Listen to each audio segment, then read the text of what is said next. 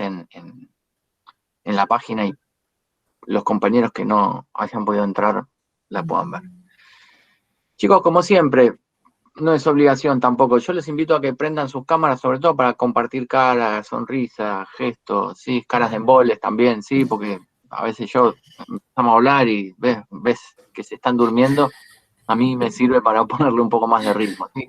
Tampoco están obligados, digo, pero háganos la gamba, que dar clases frente a una computadora con una pantalla sin nadie, les puedo asegurar, es súper frustrante, chicos. Así que gracias a los que se están ahí conectando. Y de la misma manera, digo, también los invito a participar, ¿sí? Sobre todo porque entre las preguntas que van surgiendo, no solo se responde a lo que uno pregunta, digo, también puede responder la duda a un compañero que no se anima a preguntar o que escuchando la pregunta se le activa, ¿sí? A mí me parece que la clase se construye de esa manera y por eso son estos encuentros. Nosotros planificamos ciertos encuentros espaciados con esta dinámica de tener clases grabadas, ¿sí? Para aquellos que no puedan estar. Pero estos encuentros sincrónicos, nosotros planificamos los que están en el calendario, pero si ustedes necesitan que nosotros, por lo menos de mi parte, nos conectemos y hagamos más, porque, no sé, les surgen más dudas y hagamos otro, digo, no va a haber ningún problema, ¿sí? A medida que avancemos en el desarrollo del cuatrimestre y nos acerquemos al parcial, si hace falta agregar un Zoom más para repasar o para explicar nuevamente lo que ya hemos explicado, no hay ningún problema. Pero yo lo que quiero es que el feedback de ustedes para saber si eso es necesario, ¿sí? Así que, digo, es un poco una mezcla de todo. La lectura trae las preguntas traen las dudas, ¿sí? Las dudas nos ubican a nosotros también en cómo estamos llevando la materia y si tenemos que cambiar la planificación o agregar alguna clase, ¿sí? Si nosotros no tenemos el feedback de ustedes y digo, no los podemos ayudar, ¿eh? Así que más que nada por eso es la participación, más que porque estén obligados a participar y estemos anotando, ¿sí? Florencia participó, Ornella no, ¿sí? Romina no, ¿sí? Digo, más que nada por eso.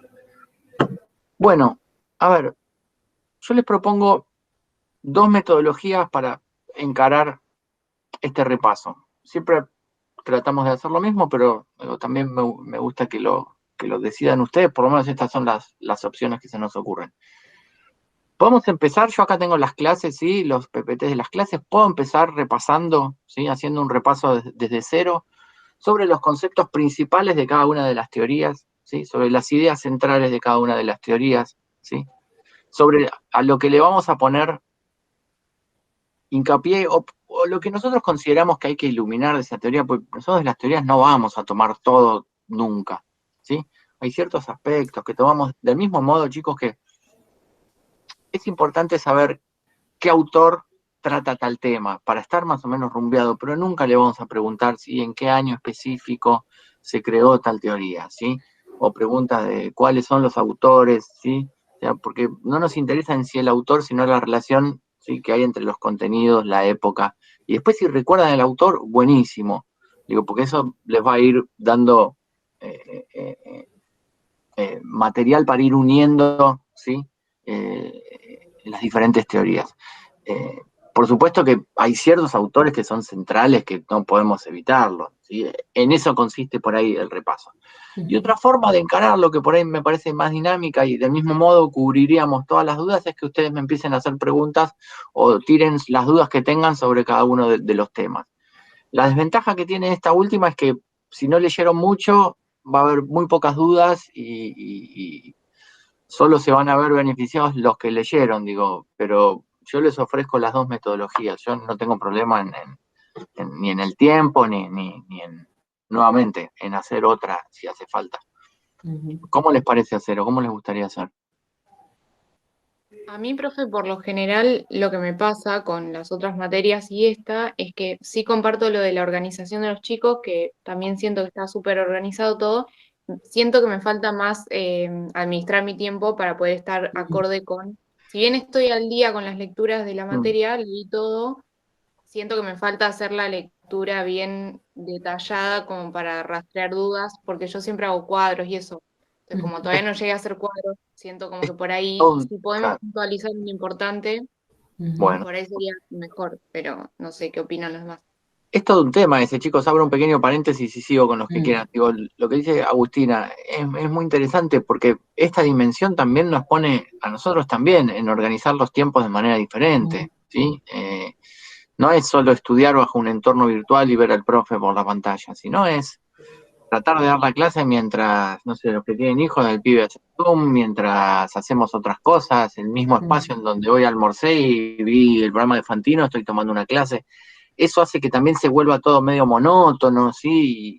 Y laxo y complejo. Nosotros somos súper conscientes. Es más, a nosotros también nos pasa lo mismo, chicos. Digo, eso también es una cosa que tenemos que tener en cuenta porque yo creo que el orden, cuando logramos ordenar un poco el tiempo entre todas esas tareas y en esta nueva dinámica, eso no es fundamental para poder llevar adelante una materia. ¿Algún otro qué opinan? ¿Hacemos repasos así por los conceptos generales más importantes o preguntas? Sí, sí, sí.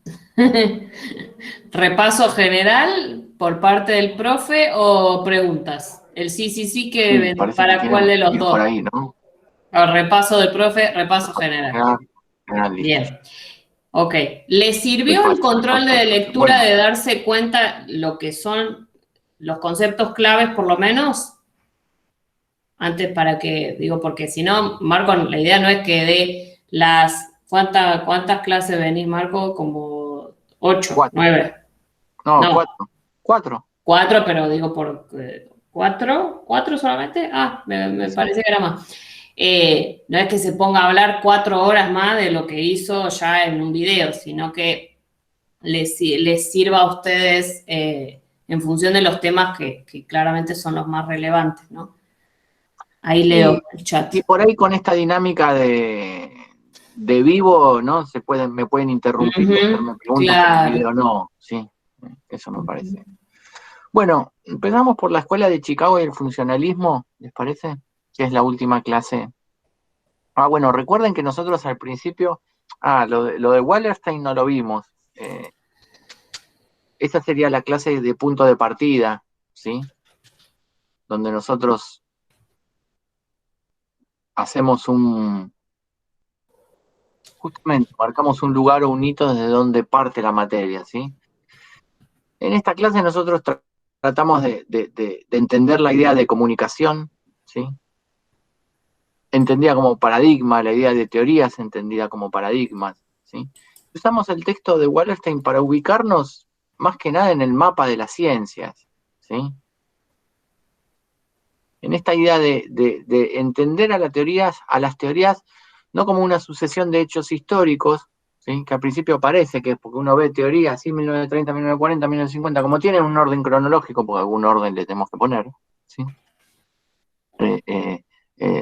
Tendemos a confundirlo con historias, pero en este caso no invitamos a no verlo desde esa manera, ¿sí? Nosotros usamos entonces este textito de Abrir las Ciencias Sociales de Wallerstein, ¿sí? Para entender que la comunicación, ¿sí? Y las teorías de la comunicación son formas de entender la comunicación en un determinado momento histórico, ¿sí? Nosotros acá poníamos en la clase, ¿sí? ¿Se acuerdan que los paradigmas son como anteojos que nosotros podemos en vez de en los ojos, en el cerebro, ¿sí? Para poder entender la realidad que vivimos. El otro día estaba viendo, voy a intentar ilustrar esto de la idea de paradigma, el otro día estaba viendo un documental yo tengo televisión digital, ¿vieron? Telemax, que ahí da el canal ese que pasa bloopers y bueno, da unos videos unos documentales que a mí me gustan, están buenos. El otro día había un chileno que estaba viajando por, no sé, unas playas hermosas de Centroamérica, y había unos chinos, ¿no? Y uno veía que los occidentales estaban de short, digo, los hombres, las chicas estaban de malla, de bikini, no sé cómo. Pero los chinos estaban totalmente cubiertos, ¿no? Los chinos tenían remeritas de neopren y pantalones largos, digo, pantalones largos, remeras manga largas. Entonces el chico este se acerca y les pregunta por qué, ¿no? ¿Por qué estaban vestidos en la playa? Y les explicaba que hay una cuestión social y una cuestión de estatus en China que tiene que ver con esta idea de que el bronceado, ¿sí? Remite al trabajo exterior. Era lo que antes se pensaba así, hace 30, 40 años. Los chinos blancos que no tienen su piel bronceada o quemada por el sol, ¿sí? Es un signo de estatus social alto, porque quiere decir sí que no hace trabajo afuera, ¿sí? Quiere decir que no trabaja el campo, que no trabaja y China vieron que desde la revolución cultural, China fue muchísimo, o sea, muy rural con muchísima gente, o sea que había muchísima gente en la ruralidad, ¿sí? Entonces esta idea, digo, ¿por qué traigo este ejemplo acá? Porque es ver la cosa desde dos paradigmas diferentes, ¿sí? Es ver esta idea de tener de un acto tan simple como tener la piel bronceada desde dos lugares totalmente diferentes, ¿sí? Son los occidentales, lo tomamos como un símbolo de estatus positivo en el caso de estar bronceados, ¿sí? Porque quiere decir que pudimos estar al sol. El bronceado para nosotros es sinónimo de ocio, por decirlo de alguna manera, ¿sí? Pero para los chinos es totalmente al revés. Y los paradigmas son estos, ¿sí? Son formas de ver por ahí un acontecimiento que a priori puede parecer insignificante, con diferentes interpretaciones, ¿sí? Y las teorías de la comunicación trabajan en el mismo sentido. Las teorías de la comunicación son formas de ver y entender los procesos comunicacionales en un contexto determinado, ¿sí? Por eso es interesante que ustedes traten, cuando lean las teorías, de ubicarlas en contexto, pero otra vez, no para saber que la teoría es 1930 o 1940, no, no para aprender de memoria, sino para contextualizar, porque el contexto histórico les va a explicar varias cuestiones que tienen que ver con la esencia de la teoría, ¿sí? El contexto histórico les va a determinar y les va a dar sentido a esa forma de ver la comunicación, ¿sí? ¿Por qué? Porque van a ver que no es casual, ¿sí? Que las primeras teorías que tienen que ver con la linealidad y con el conductismo se desarrollan a principios de 1900. ¿Cuál era la cosmovisión más allá de la comunicación? La cosmovisión de época, ¿sí? Estaba atravesada por esa misma lógica. Entonces la comunicación también era interpretada en ese mismo sentido, ¿sí? Entonces nosotros en el libro de Wallerstein y estas primeras ideas de paradigmas las utilizamos para esto, para comprender que son formas de ver el mundo y que no tienen que ver con la objetividad, ¿sí? Que no tiene que ver con una interpretación correcta.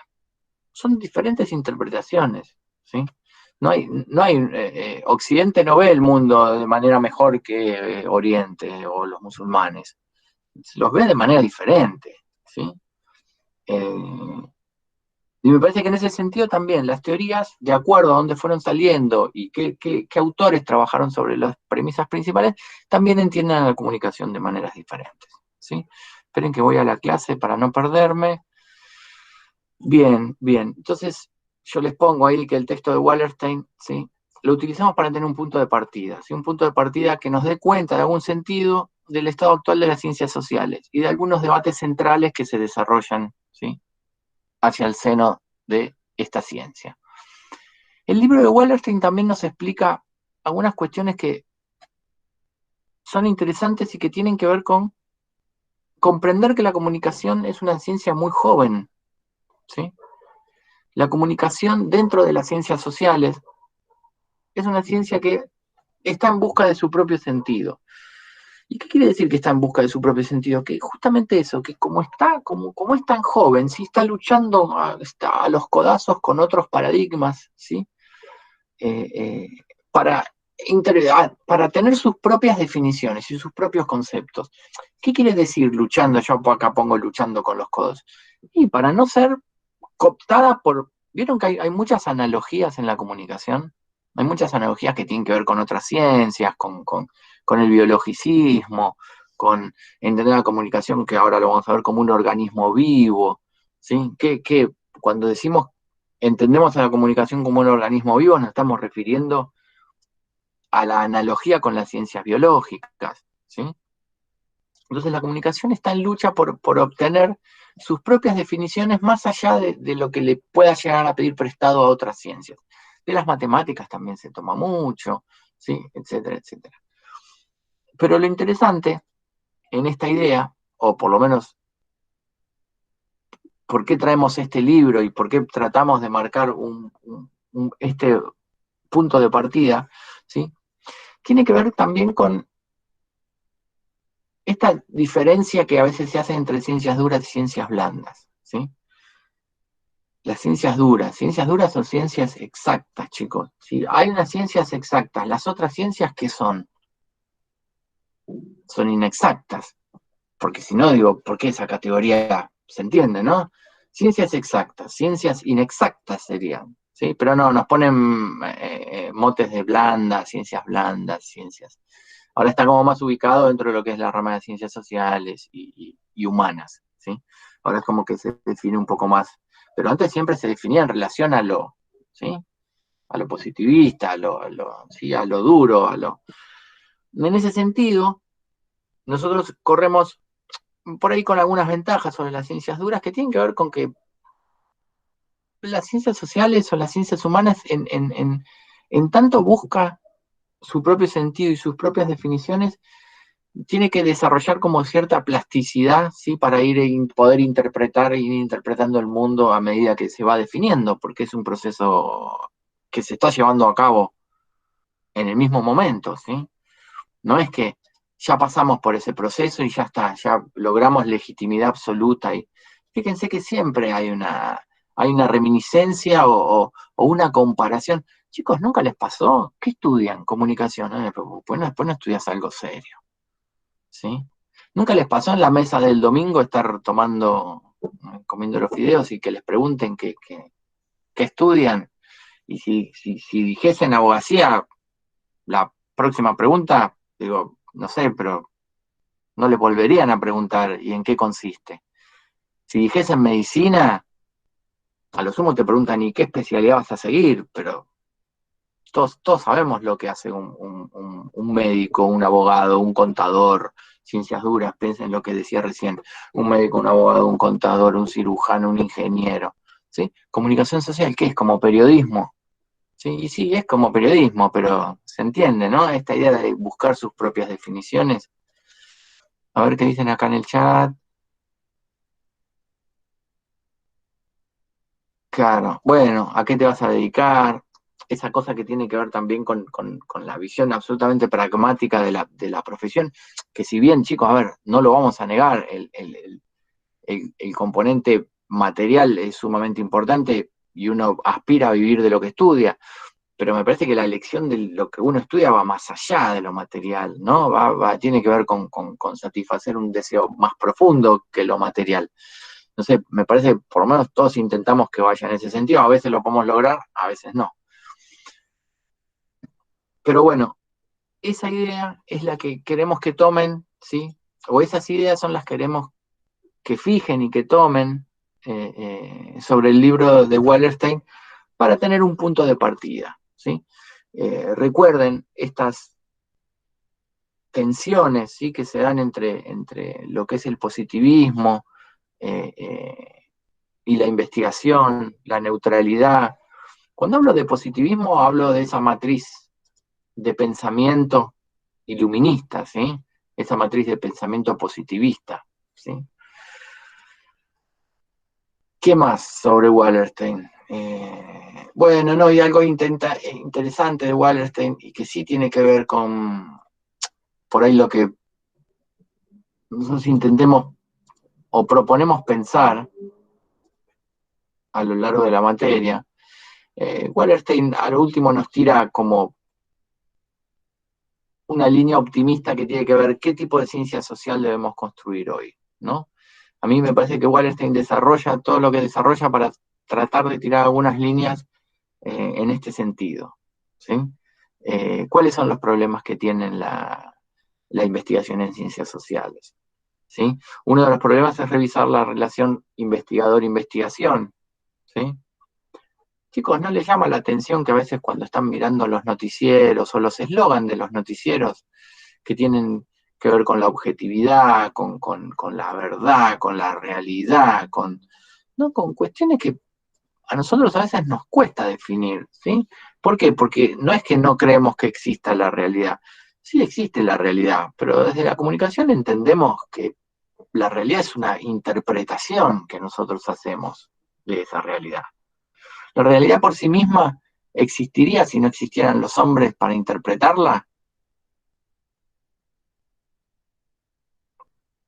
Piensen en eso, digo, ¿la realidad existiría si no estuviésemos nosotros para interpretarla?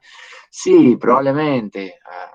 El planeta seguiría girando con otras especies, pero no existiría la comunicación, ¿se entiende? No existiría esa idea de interpretación, ¿sí? Entonces, nosotros tomamos a Wallerstein desde ese lugar, ¿sí? Para entender o para replantearnos. Él tampoco tira una fórmula, ¿sí? Pero dice, ojo, pensemos que nosotros también somos parte de la propia investigación en ciencias sociales, ¿sí? Cuando nosotros investigamos, cuando un ingeniero o un biólogo tiene que disecar un sapo, construir un puente o una estructura, el objeto de estudio está fuera de uno, ¿sí? El objeto a disecar, a diseccionar está en la mesa examinadora, o sea, donde se hace la autopsia, la disección. El puente está entre el lecho de un río, ¿sí? Los objetos de estudio de las ciencias que no tienen que ver con lo humano y con lo social están fuera de uno. Nosotros en las ciencias humanas y en las ciencias sociales somos parte del propio objeto de estudio, ¿sí? Entonces, eso implica también repensar nuestra actitud cuando nosotros estamos frente a la noticia, ¿sí? Digo a la noticia por poner un ejemplo periodístico, ¿sí? Pero en realidad cualquier proceso de comunicación que intente interpretar algo que pasa en el mundo tiene que ver con esta dinámica, ¿sí? Así que bueno, eso es un poco lo que usamos de Wallerstein. Bueno, después entender, esto también es súper importante y ya es lo último, entender el tiempo y el espacio como relaciones o como construcciones sociales, ¿sí? Ustedes me van a decir, pero el tiempo es el tiempo, un minuto es un minuto. Sí, un minuto es un minuto, un kilómetro es un kilómetro, ¿sí? Pero la percepción que nosotros tenemos sobre esas medidas, otra vez, es humana y tiene un gran componente de... ahí no me sale lo que es, de subjetividad, ¿sí? ¿No les ha pasado que hay ocasiones en donde el tiempo parece pasar más rápido, ¿sí?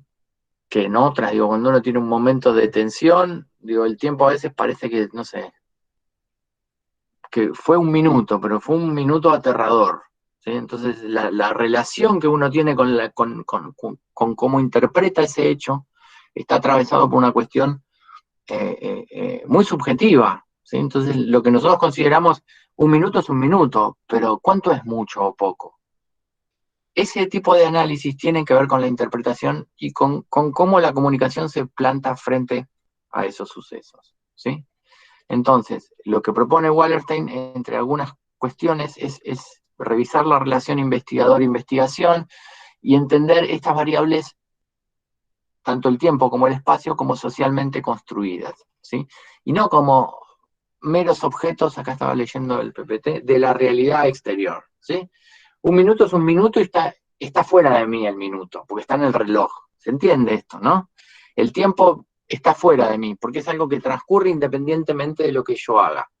Esa premisa tiene algo de cierto, tiene cierta veracidad. Pero al mismo tiempo yo también puedo decir que lo que considero mucho o poco tiempo es subjetivo. ¿Mm? Mucho o poco tiempo, ¿para qué? Y depende de la época también, chicos. ¿Sí? A veces mucho tiempo tiene que ver con cuestiones de estatus social, de pertenencia, cuestiones materiales, eh, eh, y esas interpretaciones de cuánto o muchos están afectadas por lo epocal, ¿sí? Por la época, ¿sí? Por eso, otra vez, no confundan que Wallerstein no intenta decir que el tiempo y el espacio son relativos. No, sino que sí, es algo que está afuera, que es objetivo, que existe, que un minuto son 60 segundos, pero la percepción que yo tengo sobre esas variables es un hecho humano, por ende tiene mucho de subjetividad, ¿sí? Wallerstein propone entender la comunicación desde un lugar muy humano, por eso nosotros tratamos de darlo como punto de partida, ¿sí? Alejándose de todas aquellas ideas técnicas de la comunicación, ¿sí? ¿Estamos hasta acá? Sí, profe. Y algo muy, muy importante, digo, en este mismo sentido, que lo político y lo social también determinado de la misma manera, ¿sí? Lo político y lo social son cuestiones que se construyen en colectivo, ¿sí? Son cuestiones que se interpretan en colectivo, ¿sí? Pero que tienen mucho de humano, ¿sí? ¿Vieron cuando dicen, no, porque esto no es política? ¿Sí? Como tratando de quitarle polvo a la cosa, ¿no? Como si bueno, nosotros consideramos, o por lo menos la postura de Cátedra, la postura que propone Wallerstein y a la que nosotros tratamos de adherir, es que lo político y lo social están, primero, íntimamente relacionados, ¿sí? Y que lo político no tiene que ver con aquella cuestión partidaria coyuntural, ¿sí? Lo político tiene que ver con las acciones que nosotros hacemos, ¿sí? Para accionar en el mundo, ¿sí? Todo es política, visto desde ese lugar, ¿sí? Hasta acá un poquito lo que propone Wallerstein y la primer clase de punto de partida, ¿se entiende? ¿Dudas? No, profe, vamos bien. ¿Vamos bien?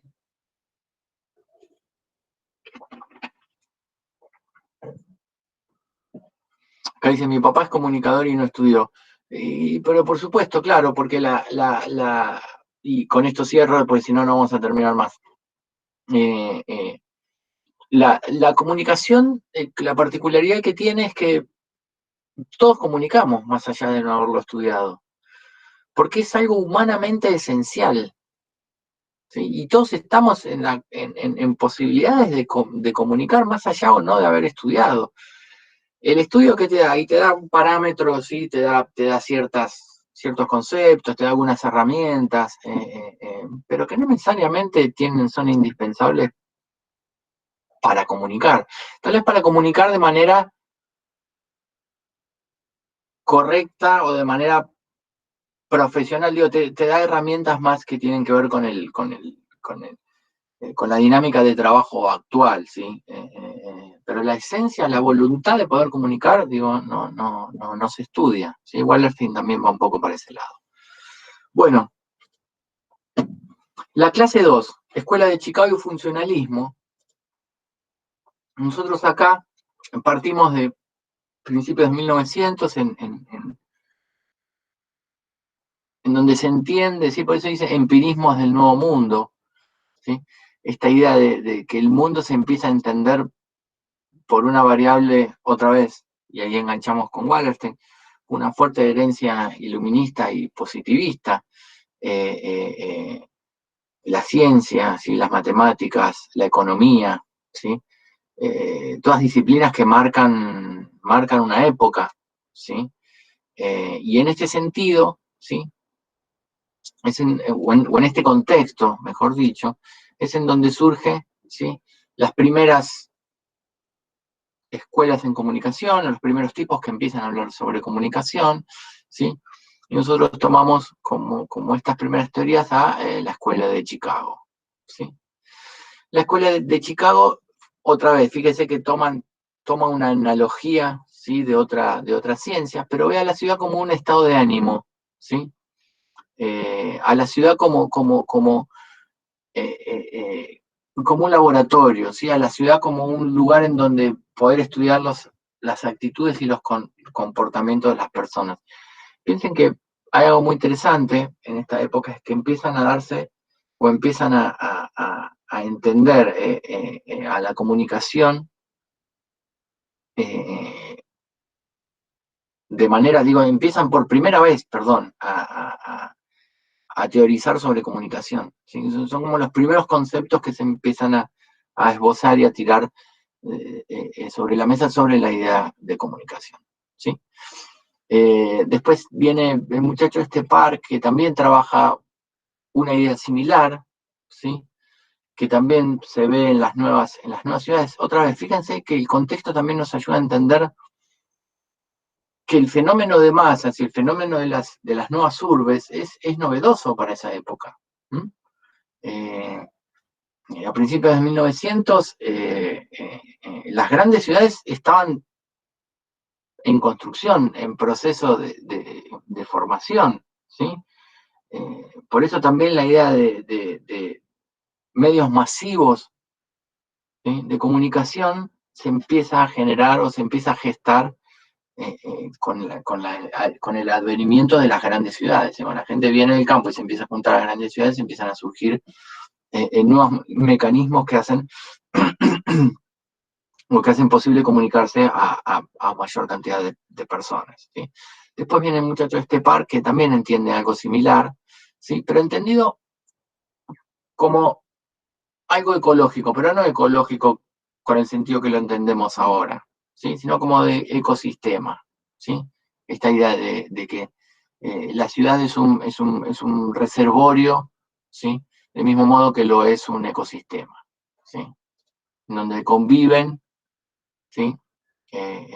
Diferentes actores o formas, ¿sí? Y compiten, cooperan, se adaptan, se asimilan de la misma manera que lo hacen en un entorno ecológico, ¿sí? Y la comunicación en esta idea de equilibrio, ¿sí?, juega un rol fundamental, ¿sí? Porque la comunicación también acciona tanto en la dirección y el control. ¿Se entiende, no? ¿Estamos? Levanten la mano, chicos, o prendan el micrófono y digan, profe, y yo corto y sigo porque a veces... Yo no entendí lo último, justamente, lo último que dijiste sobre comunicación. Medio que se me entrecortó y no comprendí bien. Bien. El muchacho este Park, ¿sí?, entiende la comunicación como algo ecológico, pero otra vez, no ecológico en el sentido del medio ambiente, sino como un equilibrio, ¿sí? Como la sociedad en un estado de equilibrio, ¿sí? La sociedad en su entorno en un estado de equilibrio, que no necesariamente es un equilibrio perfecto, sino que tiene ciclos de conflicto, de adaptación, de asimilación, de cambio, ¿sí? Y la comunicación en este proceso social de competición, de conflicto, de adaptación, de negociación, de consenso, ¿sí?, juega un rol fundamental, ¿sí?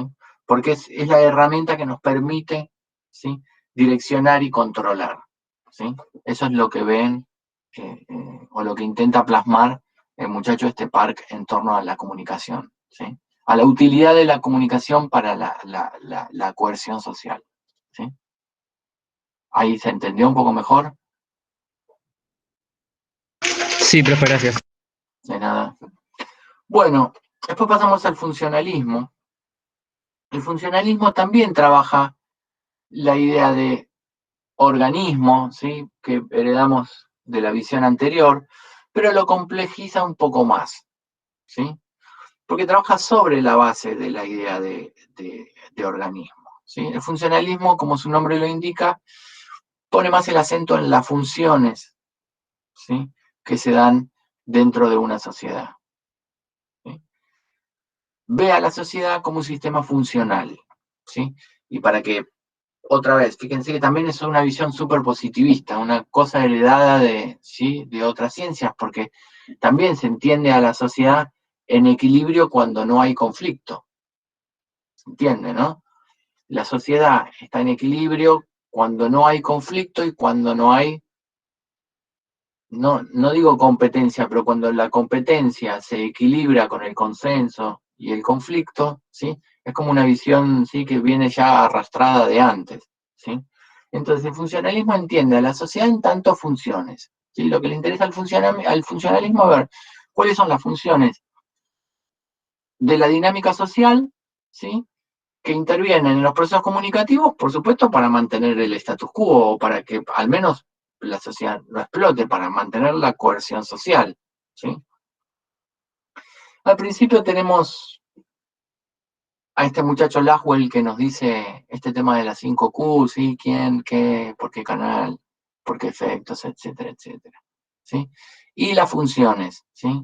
Porque acá son, bueno, son dos funciones. Bueno, quedémonos con las otras. Acá, Anita, vamos a tener que hacer otra vez sí, siempre nos pasa lo mismo. Quedémonos con las 5. Sí, por eso en el control de lectura lo hice en función de tu clase. Sí. O sea, entre el texto y lo que vos hiciste en clase, que hiciste como el mix, para que no se hagan lío. Y ahora después van a ver de lo que estamos, porque es algo que venimos arrastrando. A veces nosotros hacemos pequeños toques en las clases porque algunas cosas no nos quedan bien y se prestan a confusión. Y digo, uno siempre puede mejorar. Y a medida que da la clase, los mismos chicos nos van diciendo, profe, esto no se entiende, y entonces mejoramos. Para Laswell, ¿sí? Y el funcionalismo, ¿sí?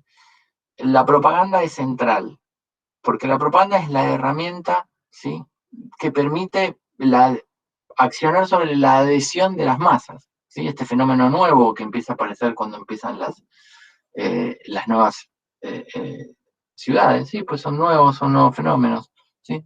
Entonces la audiencia es considerada en esta idea o en estas primeras ideas de comunicación, ¿sí?, como una masa, ¿sí?, sin forma, que obedece al estímulo-respuesta, ¿sí? Lo que nosotros podemos ver en la teoría hipodérmica, ¿sí? Esta idea de una visión súper mecanicista de la comunicación. ¿Y por qué es mecanicista, chicos? Porque se entendía como información. Entonces se pretende que hay mayor información, mayor comunicación. Y nosotros vamos a ver que esa fórmula no es necesariamente así, ¿sí? A mayor información no necesariamente hay mayor comunicación. Ahora acaba de salir un libro sobre desinformación, un libro que trata sobre, me lo pasó un amigo y tira algunos conceptos interesantes para trabajar estos nuevos conceptos que también van surgiendo, ¿sí? Esta idea de la desinformación. En el concepto de desinformación nosotros podemos ver que claramente que esta consigna no se cumple, ¿sí? Porque la desinformación no tiene escasez de información. La desinformación no es por falta de información, al contrario, la desinformación es por sobreabundancia de información, ¿sí? Entonces esta idea de que a mayor información, mayor comunicación, no se cumple, ¿sí? Pero bueno, esta gente cree en esa idea, ¿sí? Y lleva la delantera porque tiene algunas ventajas. Empiezan a aparecer los sondeos de opinión, empiezan a funcionar bien, empiezan a ser una herramienta que marca, ¿sí?, la realidad, y puede proyectar, genera negocios, genera que se puedan ganar elecciones, ¿sí? Claro, tiene buena aceptación tanto en la publicidad como digamos, en la campaña política. Entonces le da legitimidad a algo que es una sola visión del mundo, ¿no? Que eso también es interesante, pero se toma como la referencia del desarrollo, digamos, teórico en comunicación, y no es el único. Exacto. Profe, Sí. tengo una duda en esta parte que, por ejemplo, nosotros nombramos como cosas importantes acá la Escuela de Chicago, funcionalismo, bueno, Laswell, todo lo que tiene que ver con la propaganda y demás, y la aguja hipodérmica. Sí. ¿Estas estarían todas enmarcadas dentro del funcionalismo o son cosas separadas, digamos, porque viste que a veces hay cosas que se caracterizan como, no sé, positivismo? Entonces, eso es lo que me queda como medio raro. Sí, Si a son ver, cosas separadas o todo está enmarcado dentro de lo que sería funcionalismo. están enmarcadas bajo la misma forma, ¿sí?, de ver el proceso de comunicación, que está a su vez enmarcado por algo más grande que tiene que ver con esta idea de estímulo-respuesta. Tanto el funcionalismo como la teoría de la aguja hipodérmica, que no pertenece necesariamente al funcionalismo, o que por ahí tiene cierta independencia y a veces se estudia por separado, ¿sí? Lo importante es que, más allá de que estén juntos o separados, porque lo puedes encontrar a veces de las dos maneras diferentes, lo importante es que las dos están atravesadas por esta idea de entender la comunicación como estímulo-respuesta, ¿sí? Sí, esta idea algunos mecanicista. Claro, Perdón. algunos autores te dicen que son como redefiniciones Claro. de la misma línea teórica, entonces empieza con una definición teórica más simple, que sería la teoría de la aguja hipodérmica. Laswell mismo redobla apuesta justamente por estudiar, ahí Marcos les puso el videíto de Orson Welles, estudian ese fenómeno con sus investigadores, uno se llama Harley Cantrell, que es el que estudia todo ese fenómeno, y ahí redefine la aguja hipodérmica en la 5Q, y hay una nueva etapa de redefinición cuando pasa la Segunda Guerra Mundial, y entonces ahí empieza todo el trabajo sobre los efectos a largo plazo, y ahí están las funciones y la disfunción. Entonces, como estadios, digamos, pero es como dice Marco, lo que tienen que ver, digamos, tomando distancia y viendo a todas como si fuera una cronología, que no es la idea, lo que tienen que ver, que lo que tienen en común todas es la manera de concebir a la comunicación, la relación entre el emisor y el receptor, y que parten de esta idea de causa-efecto, o sea, que ese estímulo-respuesta, causa-efecto. Exactamente. Bueno, y siguiendo con el desarrollo del funcionalismo, después, digo, bajo esta misma idea de comunicación y esto que acaba de adelantar Ana, empiezan a aparecer otros autores y otros teóricos que empiezan a aportar y a agregar elementos a la teoría, ¿sí? Empiezan a entender que el entretenimiento es importante para entender los nuevos procesos de comunicación que se empiezan a desarrollar. Otra vez, todo enmarcado en los nuevos fenómenos sociales de las grandes ciudades, etcétera, etcétera, ¿sí? Pero empiezan a entender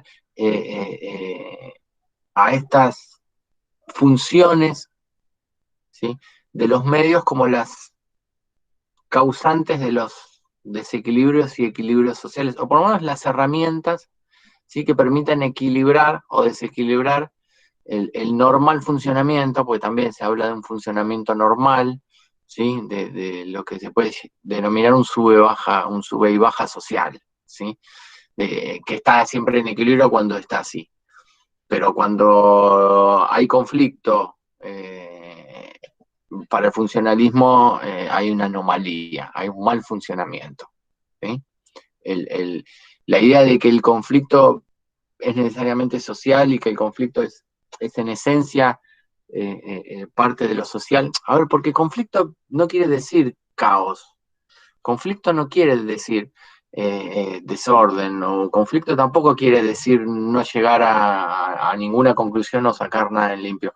Conflicto es el enfrentamiento de dos o más, ¿sí?, visiones sobre un suceso, pero que no necesariamente tiene que terminar trunco. El conflicto debería engendrar consenso, el conflicto debería generar las bases para poder poner sobre la mesa las cuestiones conflictivas y superarlas, ¿sí? Eso es un poco cómo se entiende la idea de funcionalismo, ¿sí? Como una cuestión de equilibrio, ¿sí?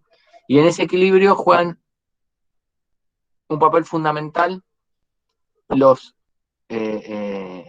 estas tres funciones que adelantaba Ana recién, ¿sí?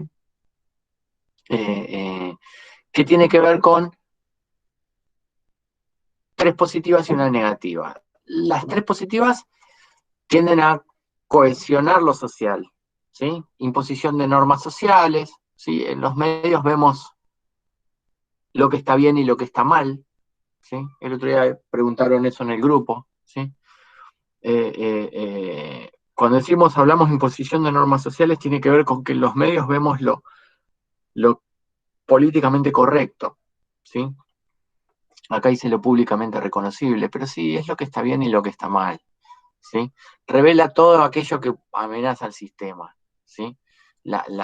Todo lo que atenta contra el status quo, ¿sí?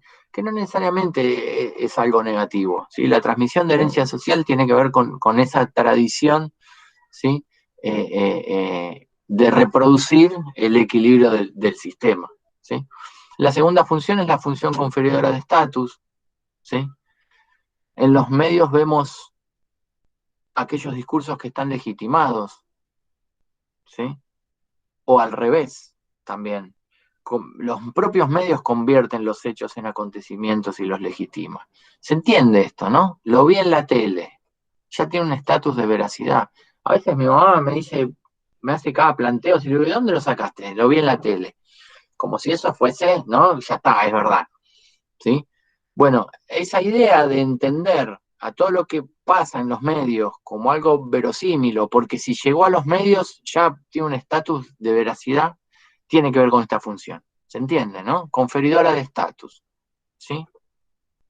Función conferidora de estatus. ¿Sí? Por eso, de la manera inversa, todo aquel que sale en los medios, ¿sí? Tiene casi su voz legitimada. ¿Por qué? Y porque está en los medios. Por ahí es un papanata, ¿sí? Pero no importa, está en los medios. Eso no lo... El estar en los medios no garantiza que vos seas un experto sobre el tema. Y más ahora que hay panelistas, opinadores y opinadores de opinadores, ¿sí? Pero ¿por qué un tipo... a ver, ¿por qué en un programa de entretenimiento o de... Sí, no sé, estos programas que están a la Son noche? todos infectólogos, son todos Sí, sanitaristas, y ¿vieron? y que te Genial hablan de eso. todo, te hablan te De hablan de todo. COVID, pero te pueden hablar Después, del puente chino, sí.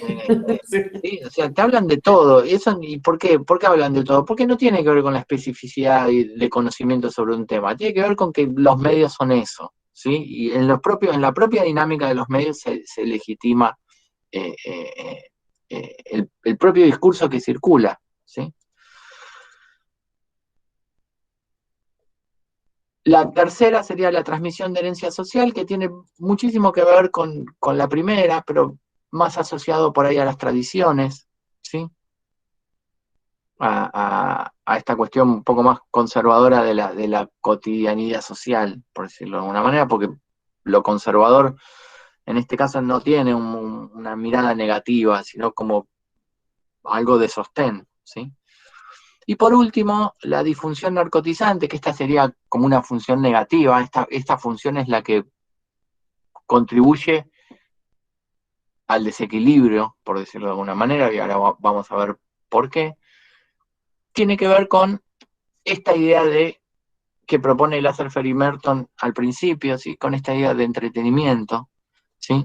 Y dice algo parecido a esto, dice algo parecido a que es probable que mucha información, ¿sí?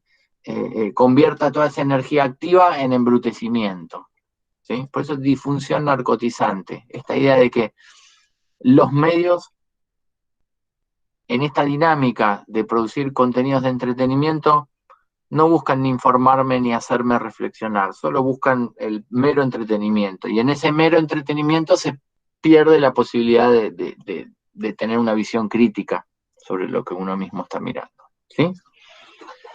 ¿Hasta acá se entiende? Algo importante es que hasta acá, tanto para el funcionalismo como para la teoría de la aguja hipodérmica, ¿sí? Venimos en un esquema de comunicación que es súper lineal, ¿sí? Que tiene que ver con esta idea de emisor. ¿Se acuerdan de eso que vemos desde la secundaria? Emisor, mensaje, receptor. Después se va completando de acuerdo a la complejidad. ¿Me escuchan ahí? Sí, sí, profe, se escucha. Hola, hola. ¿Me escuchan ahí? Sí, profe, se escucha. Sí, Ah, sí, te quedaron escuchamos, te todos escuchamos. tildados y me asusté.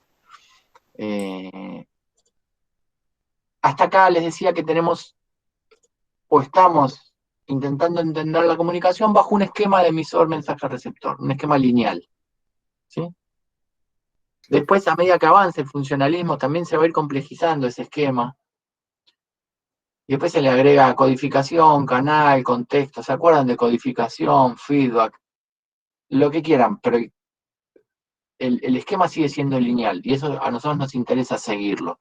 Porque después vamos a ver algunas teorías que rompen con este esquema.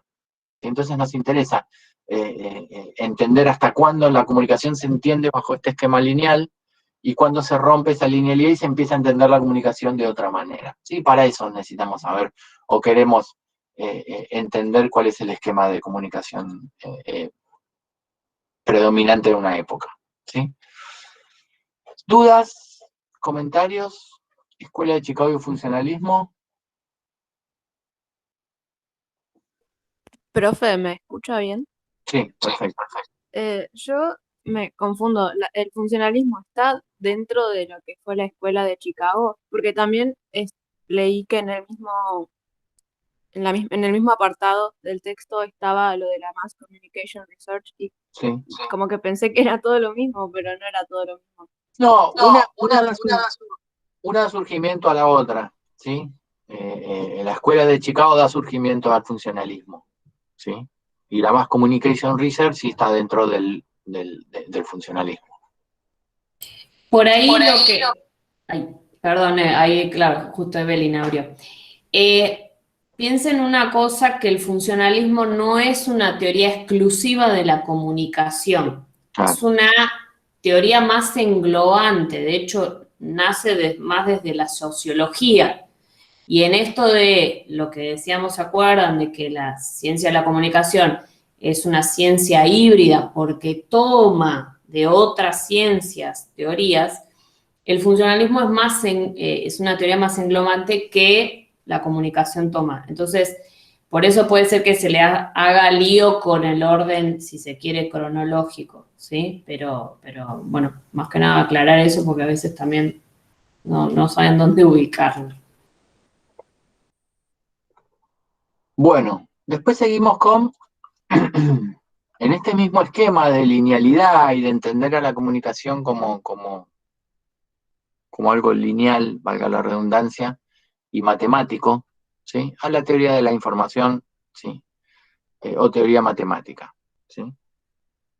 Otra vez, piensan la comunicación en el mismo sentido, ¿sí? Fuente, canal, destino, ¿sí? Emisor, mensaje, receptor, ¿sí? Pero se entiende a la comunicación o se profundiza sobre aspectos por ahí más mecánicos, sobre esta idea de que la comunicación el objetivo de la comunicación es poder reproducir, ¿sí? Desde un punto al otro un mensaje, ¿sí? Se entiende la comunicación, y acá se agrega un concepto que por ahí en las teorías anteriores no se vio, concepto de eficiencia, ¿sí? Se entiende la comunicación como la capacidad de transmitir eficientemente un mensaje de un punto a otro, ¿sí? Pero como algo totalmente mecánico, por eso se llama matemática, porque para que ese mensaje se entienda, ¿sí? Lo que se hace es se reproduce al infinito hasta que ese mensaje se completa. ¿Se entiende, no? Si vos no entendés algo, o yo intento enviarte un mensaje y que vos lo comprendas, la forma que tengo de hacerlo es repetirlo tantas veces como sea necesario para que todas las deficiencias que hayan, ¿sí? Otra vez, deficiencia, todas las deficiencias que haya en los mensajes sucesivos se vayan supliendo, ¿sí? Como que es una idea de repetición, constante, ¿sí? Porque tiene que ver con una visión muy mecánica de la comunicación, una visión muy mecánica en donde un mensaje es emitido como un paquete de información, ¿sí? De un punto a otro. No se cuestiona acá, no hay cuestiones de poder, ni ideológicas, ni sociales. Se entiende la comunicación como si fuese casi un circuito de agua, ¿sí? Como en donde yo abro la canilla y pasa de un lugar a otro, ¿sí? Con mayor o menor eficiencia de acuerdo al ruido y a las posibilidades que tenga de ser transmitido ese mensaje. Pero nuevamente, una visión súper lineal de la comunicación, ¿sí? Esperen que me perdí. No, acá. Bueno, la idea es entender a la comunicación como un instrumento, ¿sí?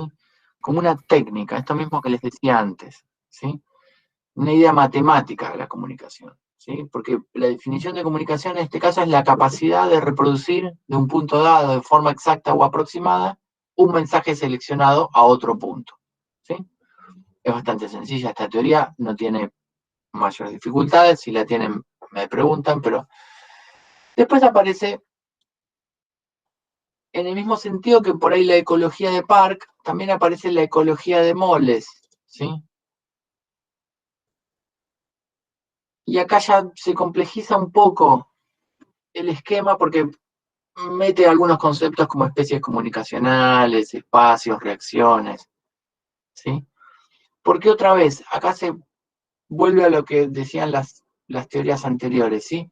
Se empieza a estudiar la interacción entre las diferentes especies, no especies, sino especies de comunicación, ¿sí? Pero siempre en el marco de un modelo lineal, que es a lo que a nosotros nos interesa, ¿sí? Yo en clase diría alguna barbaridad, pero es como lo mismo con diferente envoltorio, ¿sí? Por ahí en clase me animaría a decir algo más grosero, pero acá como queda grabado no me animo. Pero es la misma visión de la comunicación, ¿sí? Pero con por ahí un envoltorio diferente porque el esquema comunicacional es el mismo, ¿sí? Porque otra vez, la información eficaz, matemáticamente transmitida, ¿sí? Todo esto es posible si ponemos a la comunicación en una campana de cristal, ¿sí?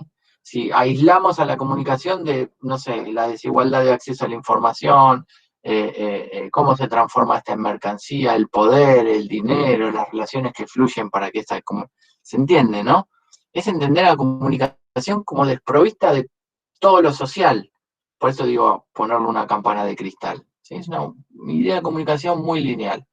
Nadie se pregunta en ese emisor mensaje-receptor, ¿sí? ¿Cuál es el peso de los diferentes actores? ¿Sí?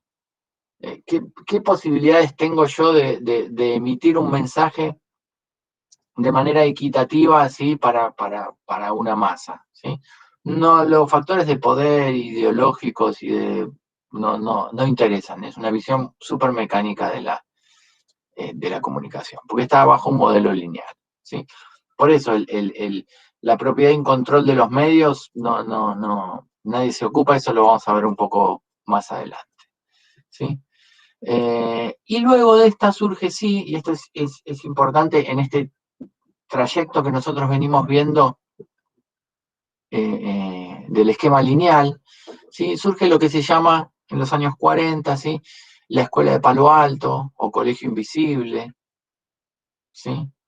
Porque empieza a entender a la comunicación ya de un lugar un poco más complejo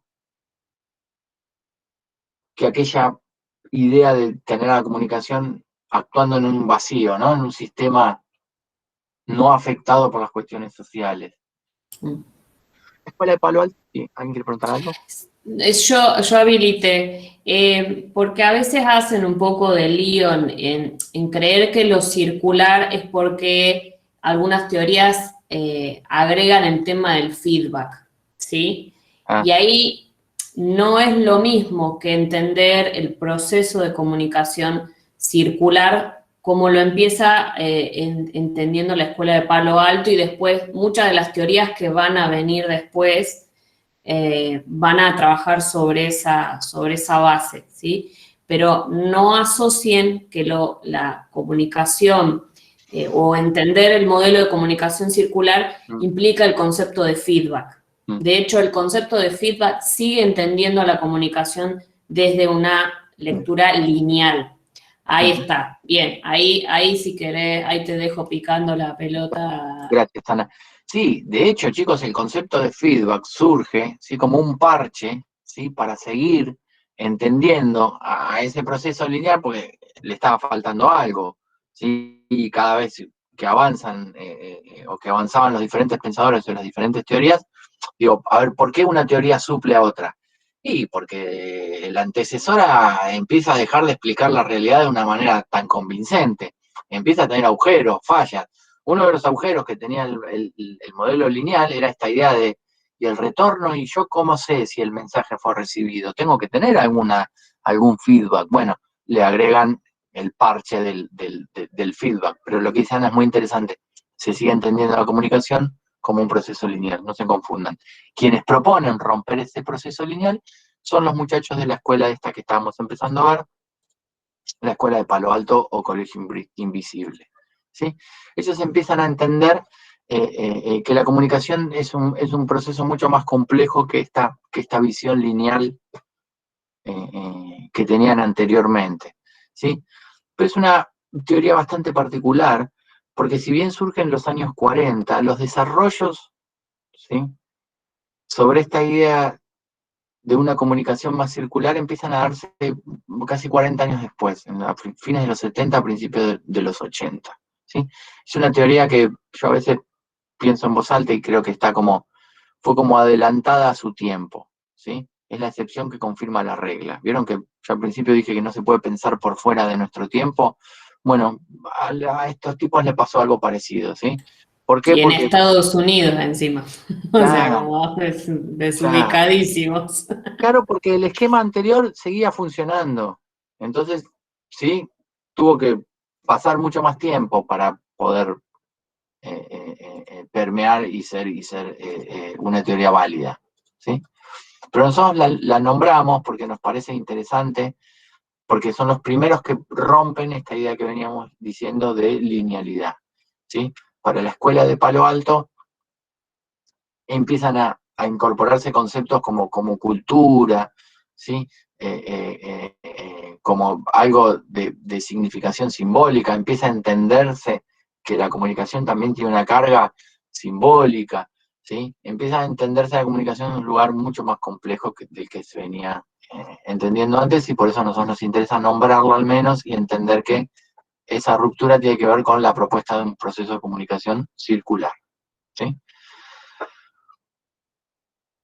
Hasta acá, estas dos teorías. Bueno, estas tres: escuela de Palo Alto, teoría de la información o matemática.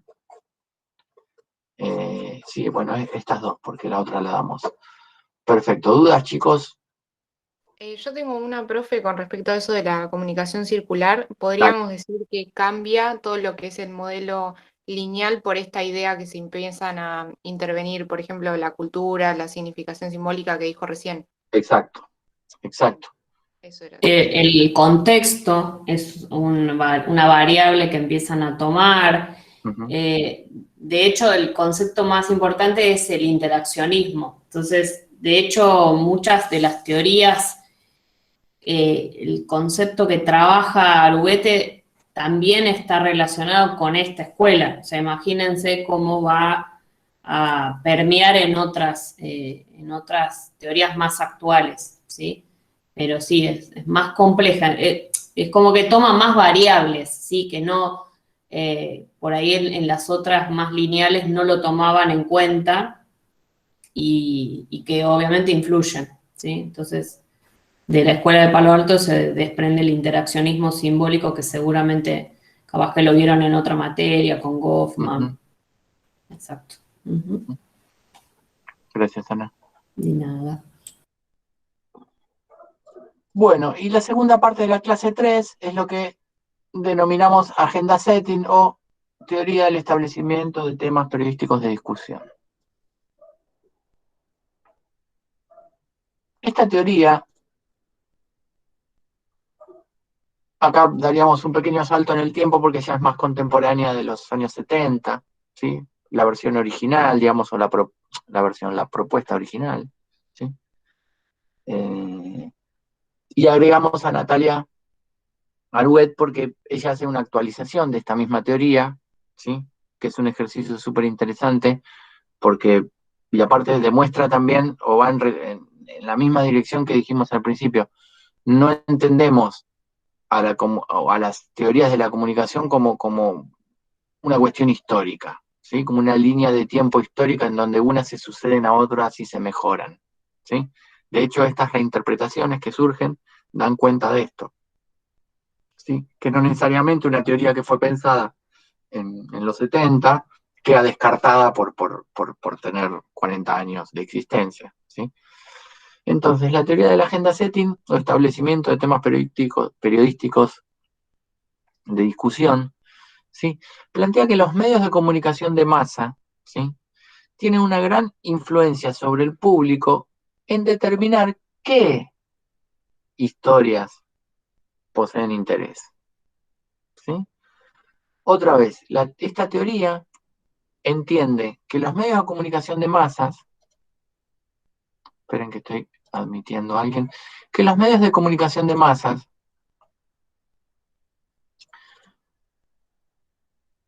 tienen gran influencia. Fíjense, tienen gran influencia, o sea, no es determinista, porque después cuando nosotros tomamos también la teoría dice que los medios imponen, no es tan determinista. Fíjense cómo va con mucho cuidado, ¿sí? Postula de los medios, estoy leyendo para entender por qué va con cuidado. Los medios de comunicación de masas tienen una gran influencia sobre el público, ¿sí? No los manipulan, no los determinan, los influyen, sí. ¿Y cómo los influyen? Y tratando de imponer, ¿sí? Imponer en el sentido de agenda, no tienen ningún mecanismo de coerción, ¿sí? La propia construcción de la agenda es la que impone, ¿sí? Pero no por un mecanismo coercitivo que te obliguen a, ¿sí?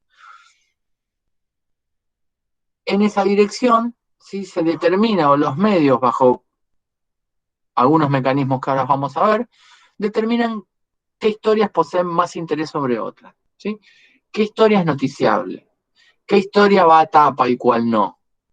¿Sí? ¿A quién se le hace la nota de el domingo en tapa?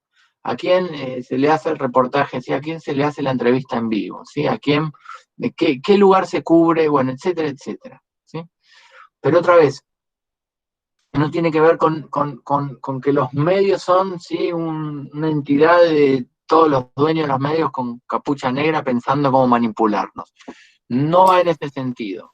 ¿Sí? No Y va en los ese receptores no son, digamos, un blanco amorfo que no piensa, no recibe y no tiene, digamos, una lectura crítica, ¿sí? Eso también ya se abandona. Por las dudas, aviso esto. Marquito, no te olvides de la parte que vas a explicar ahora, de hacer la referencia que dijimos, lo del texto, Sí, sí, por las dudas.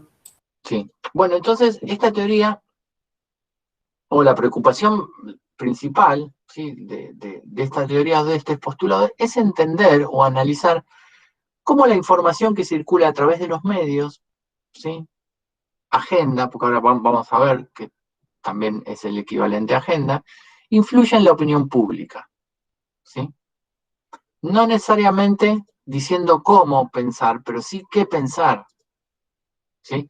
Chicos, si hacemos un ejercicio muy rápido, y por ahí no lo hacemos porque no tenemos pero hagámoslo en la cabeza, digo, no lo hagamos de manera práctica, pero sí hagámoslo de manera teórica en la cabeza o de manera abstracta en la cabeza.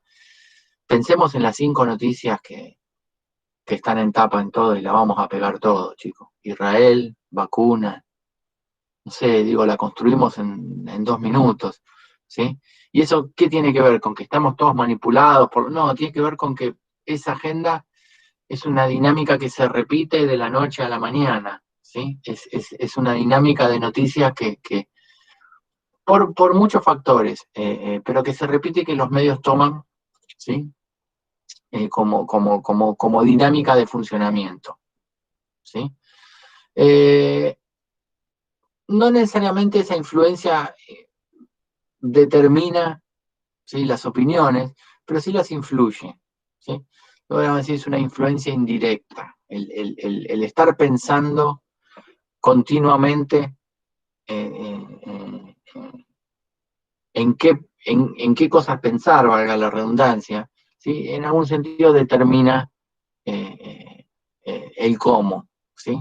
Pero eso ahora lo vamos a ver un cachito más adelante. En principio, la teoría de la agenda setting dice que los medios nos influyen en sobre el qué pensar, no sobre el cómo. Pero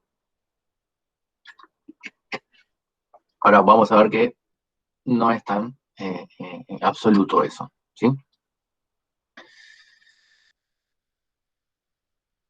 ¿Por qué esta agenda se construye o cuáles son los factores que influyen en la construcción de estas agendas? Nosotros tomamos un concepto que ahora lo agregamos, es de Chomsky, que dice que hay tres factores que comprenden o que intervienen en el establecimiento periodístico de estos temas de discusión, ¿sí? Primero, la alianza medios-gobiernos para comunicar / ocultar,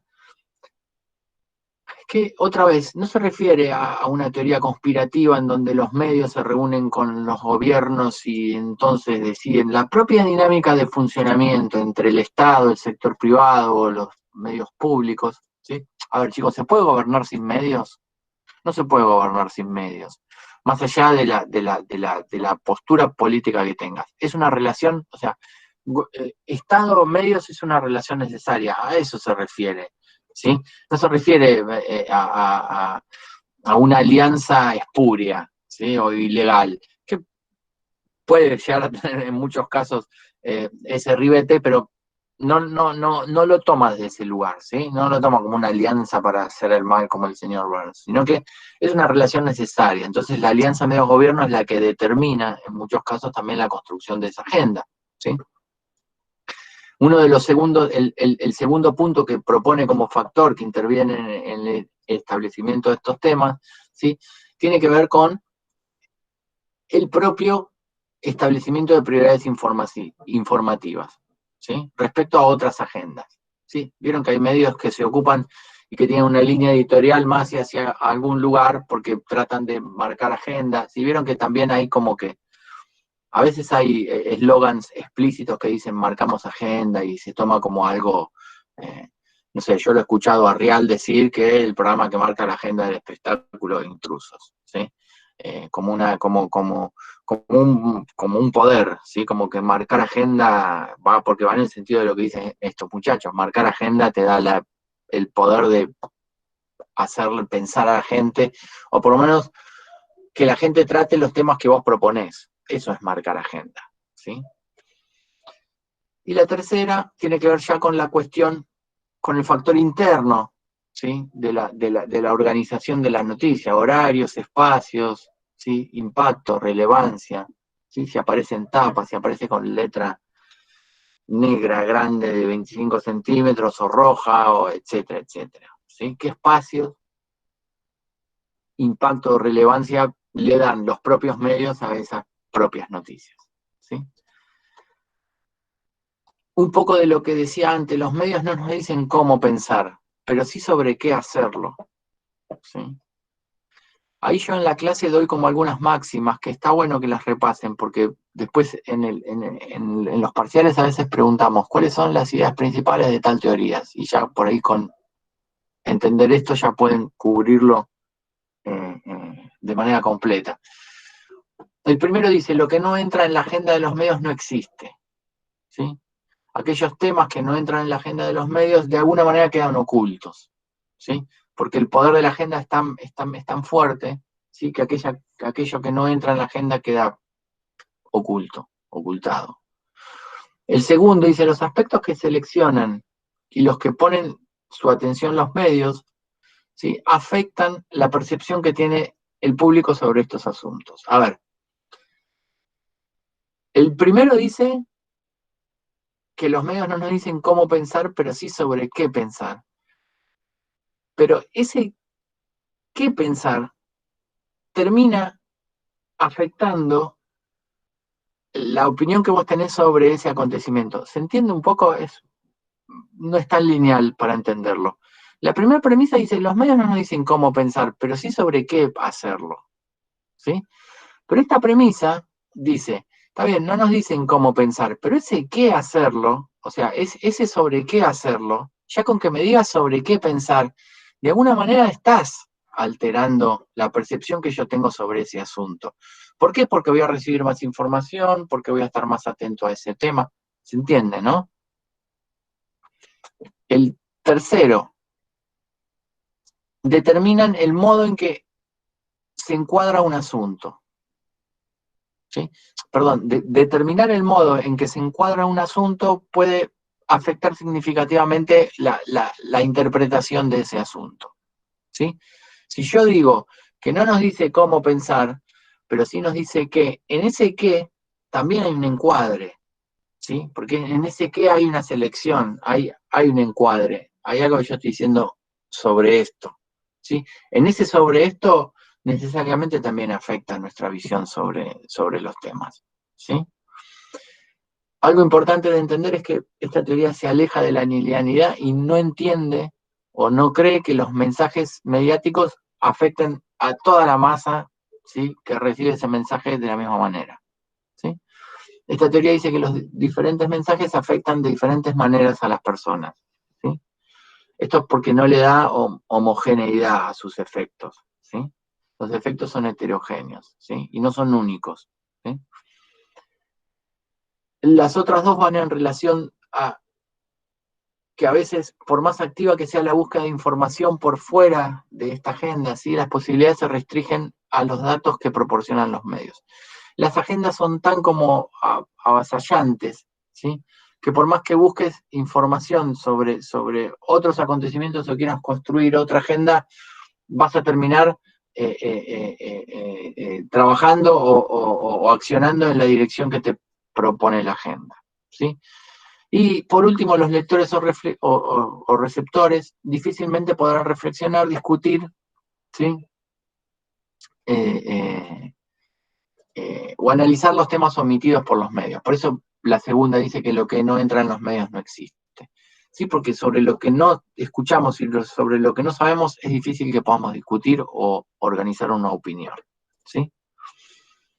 Hasta acá es como, digamos, la definición general, ¿sí?, y original de teoría de la agenda setting, ¿sí? Después viene esta actualización que hace Natalia Aruguet, ¿sí?, y se le agregan algunas variantes, ¿sí?, que tienden justamente a actualizar esta idea de agenda, ¿sí? Porque bien, ok, originalmente la agenda es eso, ¿sí? La agenda es la posibilidad que tienen los medios de influir sobre nosotros, bárbaro. La actualización que hace Natalia Aruguet no dice lo contrario ni desestima esa idea, sino que dice que, bien, la agenda trabaja en ese sentido, pero a su vez hay diferentes variantes que se van actualizando con respecto a las épocas, las técnicas y los desarrollos comunicacionales. Entonces, ella trae algunas de estas variantes, como son, esperen un segundo,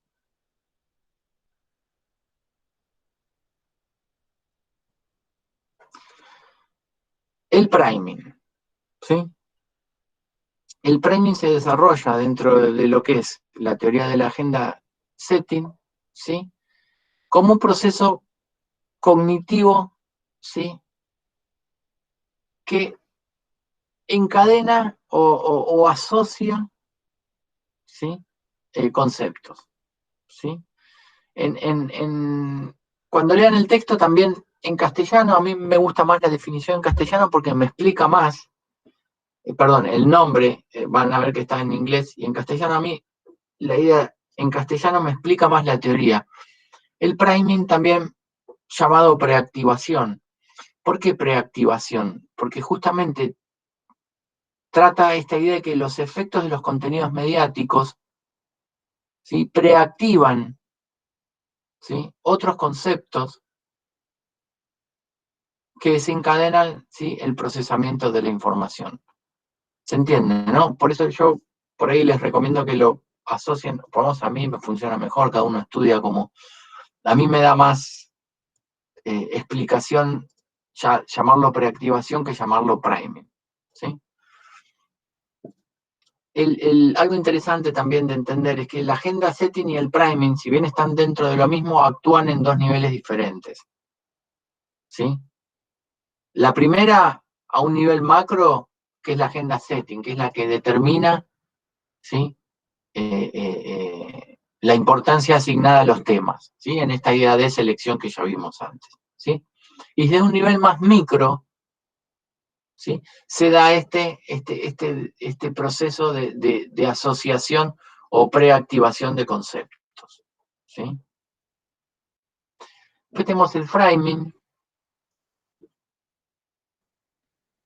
que también es definido como un proceso, ¿sí?, que atraviesa todas las instancias de la comunicación,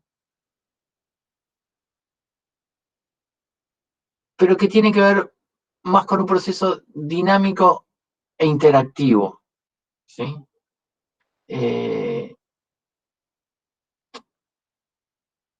El framing lo que intenta explicar es que el texto por sí solo, ¿sí?,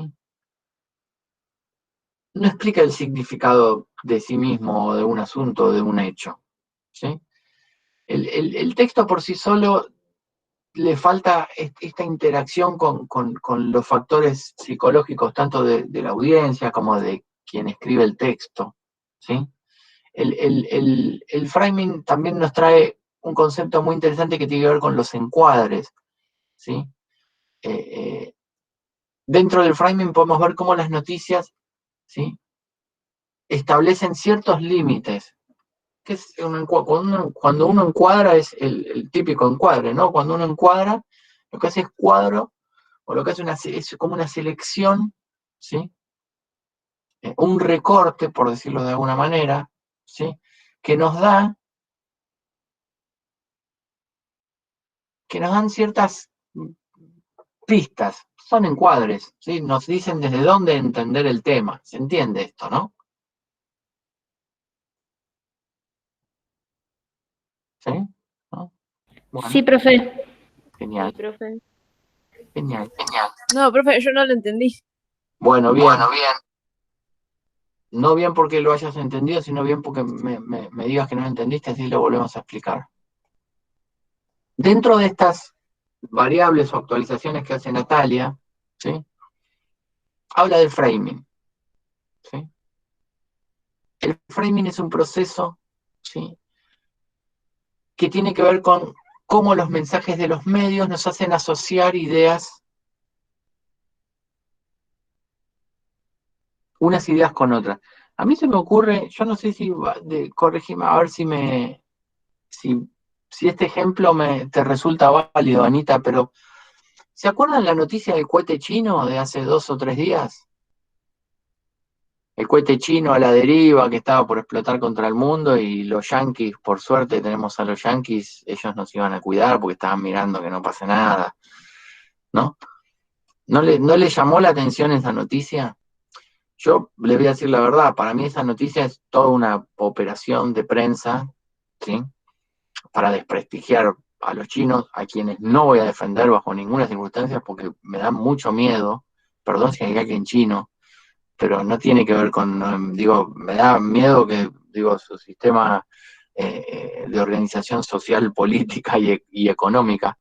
No voy a defender a los chinos, pero sí en este caso me parece que fue una gran opereta, una gran estrategia de ciertos países centrales para desacreditar el trabajo de los chinos, ¿sí?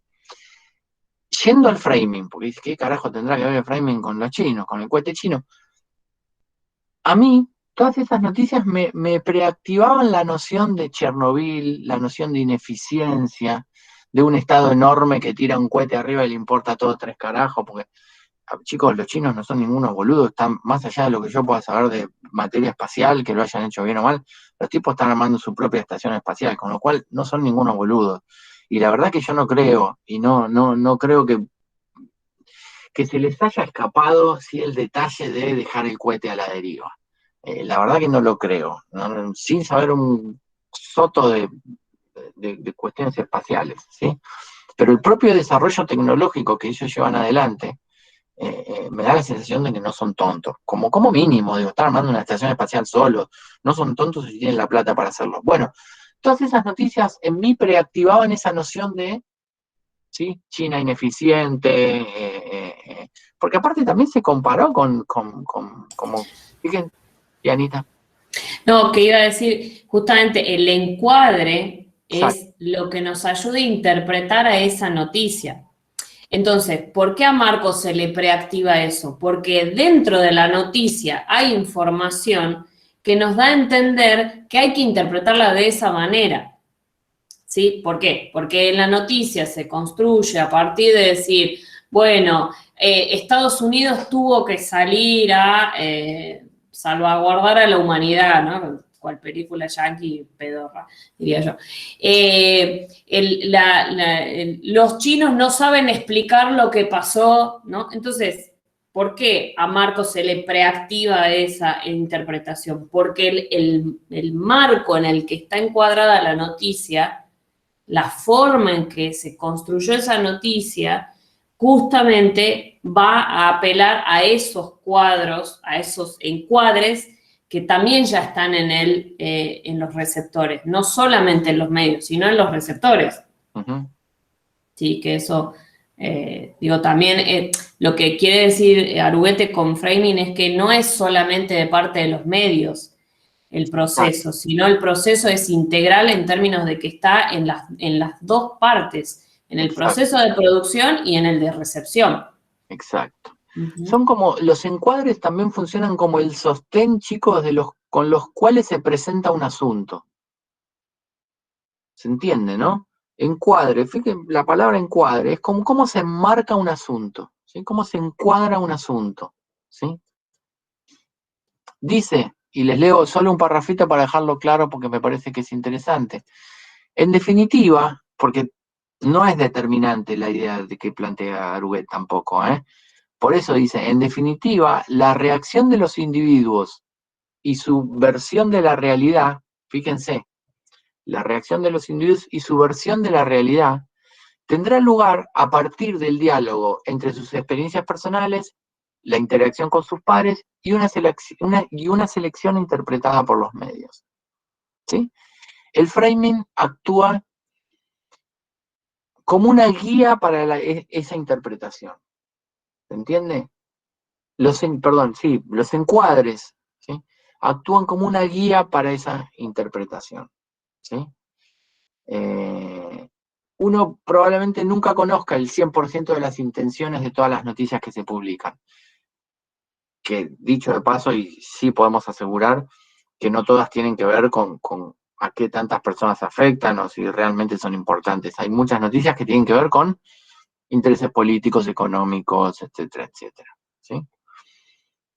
Pero lo interesante es entender que no es determinista esta teoría. Y lo que Natalia Arouet trata de explicar es que se compone de varias cuestiones, ¿sí? Y entre ellas es una selección interpretada, una selección de esa realidad interpretada por los medios es la que nos permite, ¿sí? Tener nuestra propia interpretación. Porque eso también es cruzado con las experiencias que nosotros hayamos tenido y con la interacción con sus pares, ¿sí? Chicos, si yo estoy todo el día mirando en el noticiero que este país es una porquería y que no tenemos más destino, porque somos una mierda, porque cada cagada que nos mandamos es la última, ¿sí? Siempre es lo peor que nos pasa, siempre somos, y la verdad, me da mucha bronca a los periodistas. Tengo uno particular a la mañana que está todo el día mofándose de nosotros mismos como si fuera, sí, pero esta Argentina es increíble. Si yo te marco todas las noticias, ¿sí? En ese contexto, y muy probablemente tu interpretación esté, ¿sí? O la interpretación de todos tenga cierta homogeneidad, porque lo que el encuadre está haciendo es predeterminarme esa interpretación. ¿Se entiende, no? Esa es la idea de encuadre. Profe, no sé si entendí bien. Entonces el encuadre varía de acuerdo, por ejemplo, si veo una noticia, la misma, o sea, en TN que ver en otro canal contrario, o sea, que no tiene la misma ideología. El encuadre, al ser de la misma noticia, va a variar, pero la construcción crítica o no depende de mí, ¿no? Como el receptor y de mi experiencia, de mi convivencia con los pares y demás. ¿Voy bien? Vas perfecto. Gracias. ¿Por qué? Porque no es determinista, ¿se entiende? No es estímulo-respuesta, no es yo inyecto esta información y ya te hice pensar como yo quiero, no es solo eso. El encuadre, a ver, te premastica la información, a ver, ¿cómo decirlo? Sí. Sí, te no me procesa la información y del otro lado, el que va a ver esa información busca esos encuadres. O sea, por eso vemos gente que a veces repite, yo ya les digo eslogan, porque hay cosas que parecen eslogan, porque todo el mundo repite lo mismo, que después terminamos escuchando en muchos periodistas o en algunos medios. porque lo que hay es ese encuadre, como recién decía Marcos, ¿no? O sea, te presentan que la Argentina es una porquería, siempre hacemos todo mal, somos un país de cuarta, ¿no? Y después te ponen también los argentinos que se fueron a vivir a no sé dónde y triunfaron, ¿no? Entonces, esa es la contraposición constante. Y el que fue a ver esa noticia ya también tiene prefigurada esa idea.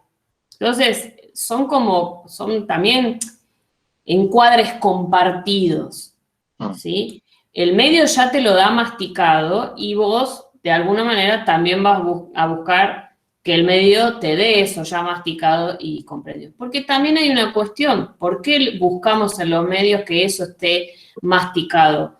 Porque si no, realmente nos costaría, diríamos, la vida comprender la realidad en su totalidad. O sea, no tenemos forma de aprender, no en el sentido de educativo, sino de aprender la realidad, y entonces necesitamos que el medio nos interprete, pero vamos a buscar en una correlación de encuadres, de alguna manera. No sé si se entendió. Me rebusqué un poco. No, pues bueno, porque buscamos alternativas para explicar algo de varias maneras. Sí, la corrupción, ¿no? La corrupción según los medios, ¿de quién es? A viva voz me tendrían que estar todos diciendo. De Mañeto. Eso debería ser lo correcto. Sí, que tiene que pagar el impuesto de las grandes fortunas y no quiere pagarlo y el tipo juntó plata 4 años. No, siempre la corrupción es K, ¿no? Es exacto, de Cristina, encima es de Cristina, tal cual. La corrupción es del Estado, no de las empresas, ¿sí? Entonces, eso es un encuadre. Y el que ya tiene la prefiguración, digamos, también, obviamente porque los medios repiten constantemente que la corrupción es solo K, el que va a ir, claro, se robaron 2 PBI, el que va a buscar esa información va a ir a buscarlo a TN y que le sigan confirmando que se robaron 2 PBI. Ahí están los eslogans, ¿no? Que no se entiende ni siquiera lo que es un PBI, ni cuánta plata sería, ni bueno, ahí está.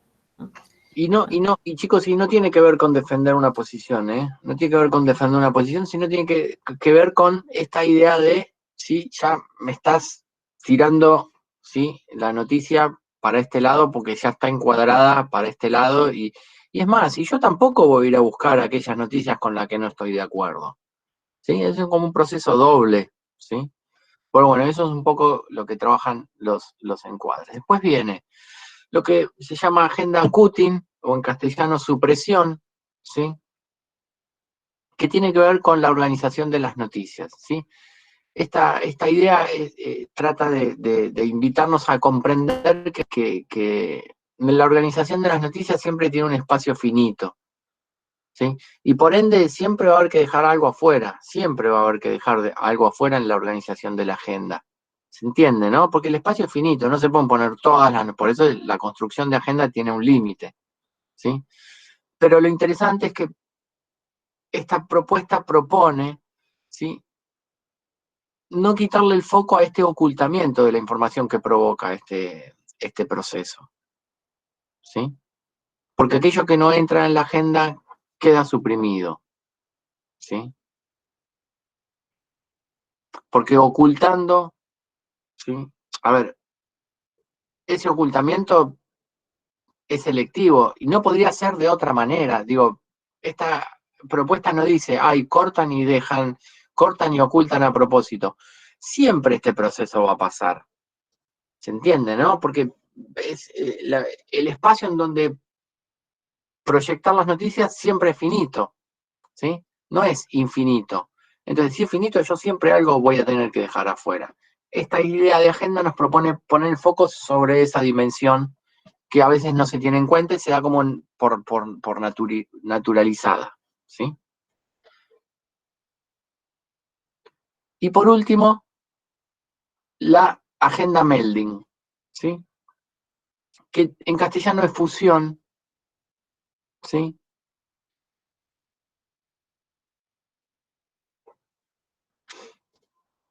y tiene que ver con esta idea de que la nombramos un poco antes, que las audiencias no reaccionan de manera homogénea a una agenda monolítica, ¿sí? Tiene reacciones diferentes, ¿sí?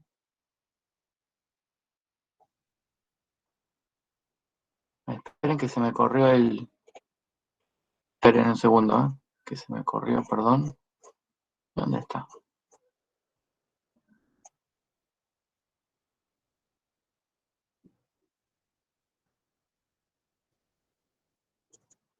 Ahí está, perdón, ¿eh? Ay, mi máquina justo ahora me pide que haga un reinicio, inoportuna. Puede estar hasta mañana. No, mañana. La agenda Melding tiene que ver con lo que estábamos diciendo a lo último, ¿sí?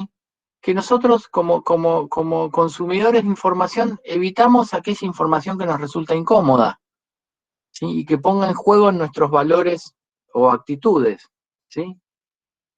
A ver, chicos, no leemos noticias con las que no estamos de acuerdo, o no tendemos a leer noticias con las que no estamos de acuerdo. O mejor dicho, para enmarcarlo en lo que es la agenda, construimos nuestra propia agenda también, seleccionando aquella información con la que nos es cómoda, si quieren alguna, pero todos lo hacemos, ¿eh? Todos lo hacemos, ¿sí?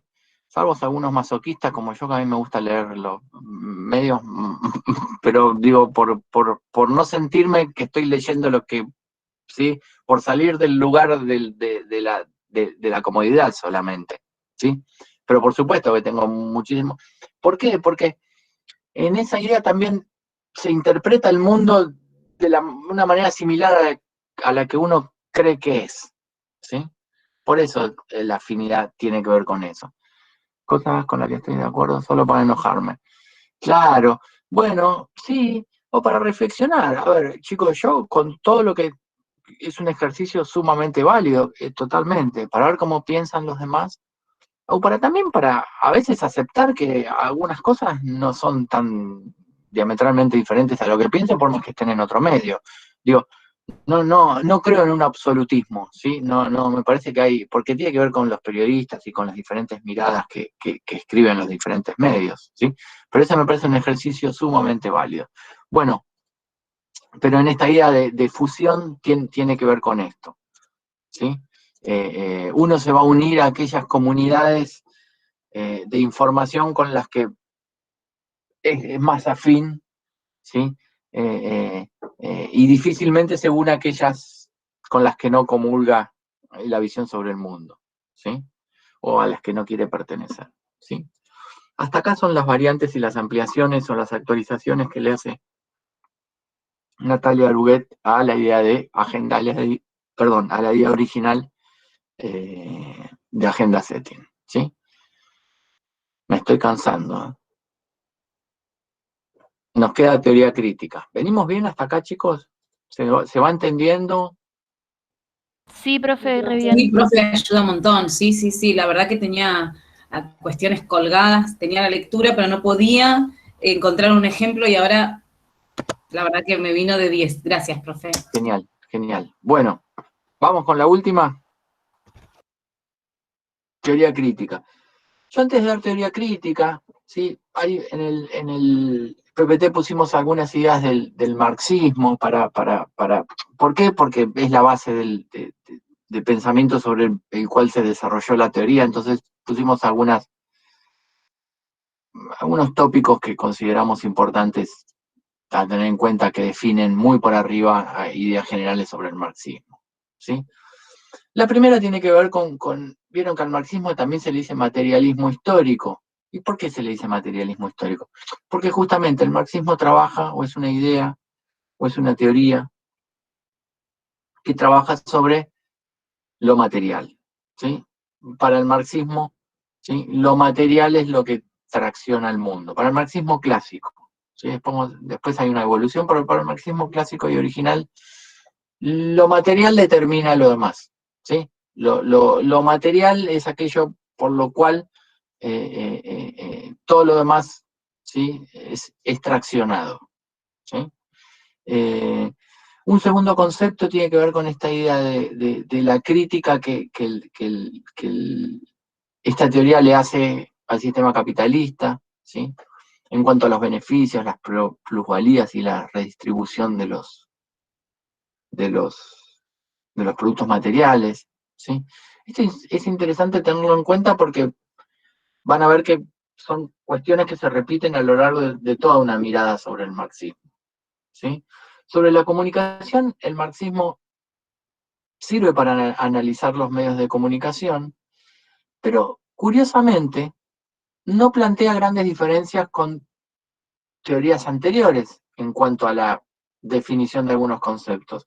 Si bien denuncia que hay desigualdad en lo material, en las oportunidades, etcétera, etcétera, sigue intentando pensar que los emisores son quienes tienen el poder, ¿sí? Y los trabajadores, o la prole en este caso, sí son de alguna manera una masa amorfa que son estimulados y sí, guiados por...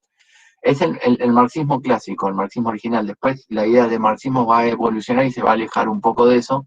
Pero es interesante plantear que en esta instancia solo plantea la denuncia, ¿sí? Pero en la práctica no propone ningún cambio porque el esquema es casi similar al de las teorías anteriores, ¿sí?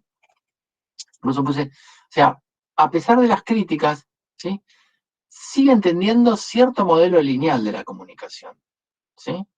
Es como que los emisores tienen el poder, los medios productivos, y aquellos que recibimos los mensajes somos indefensos ante ese ataque, ¿sí? Que impone y manipula, ¿sí? Como que no rompe esa idea de linealidad, ¿sí? Algunas ideas que tienen que ver con esto que decía antes, que la estructura económica es la que domina toda la realidad social, y en base a la estructura económica se cimientan todas las demás cuestiones, ¿sí? Las ideas filosóficas, las religiones, lo cultural, etcétera, etcétera, ¿sí?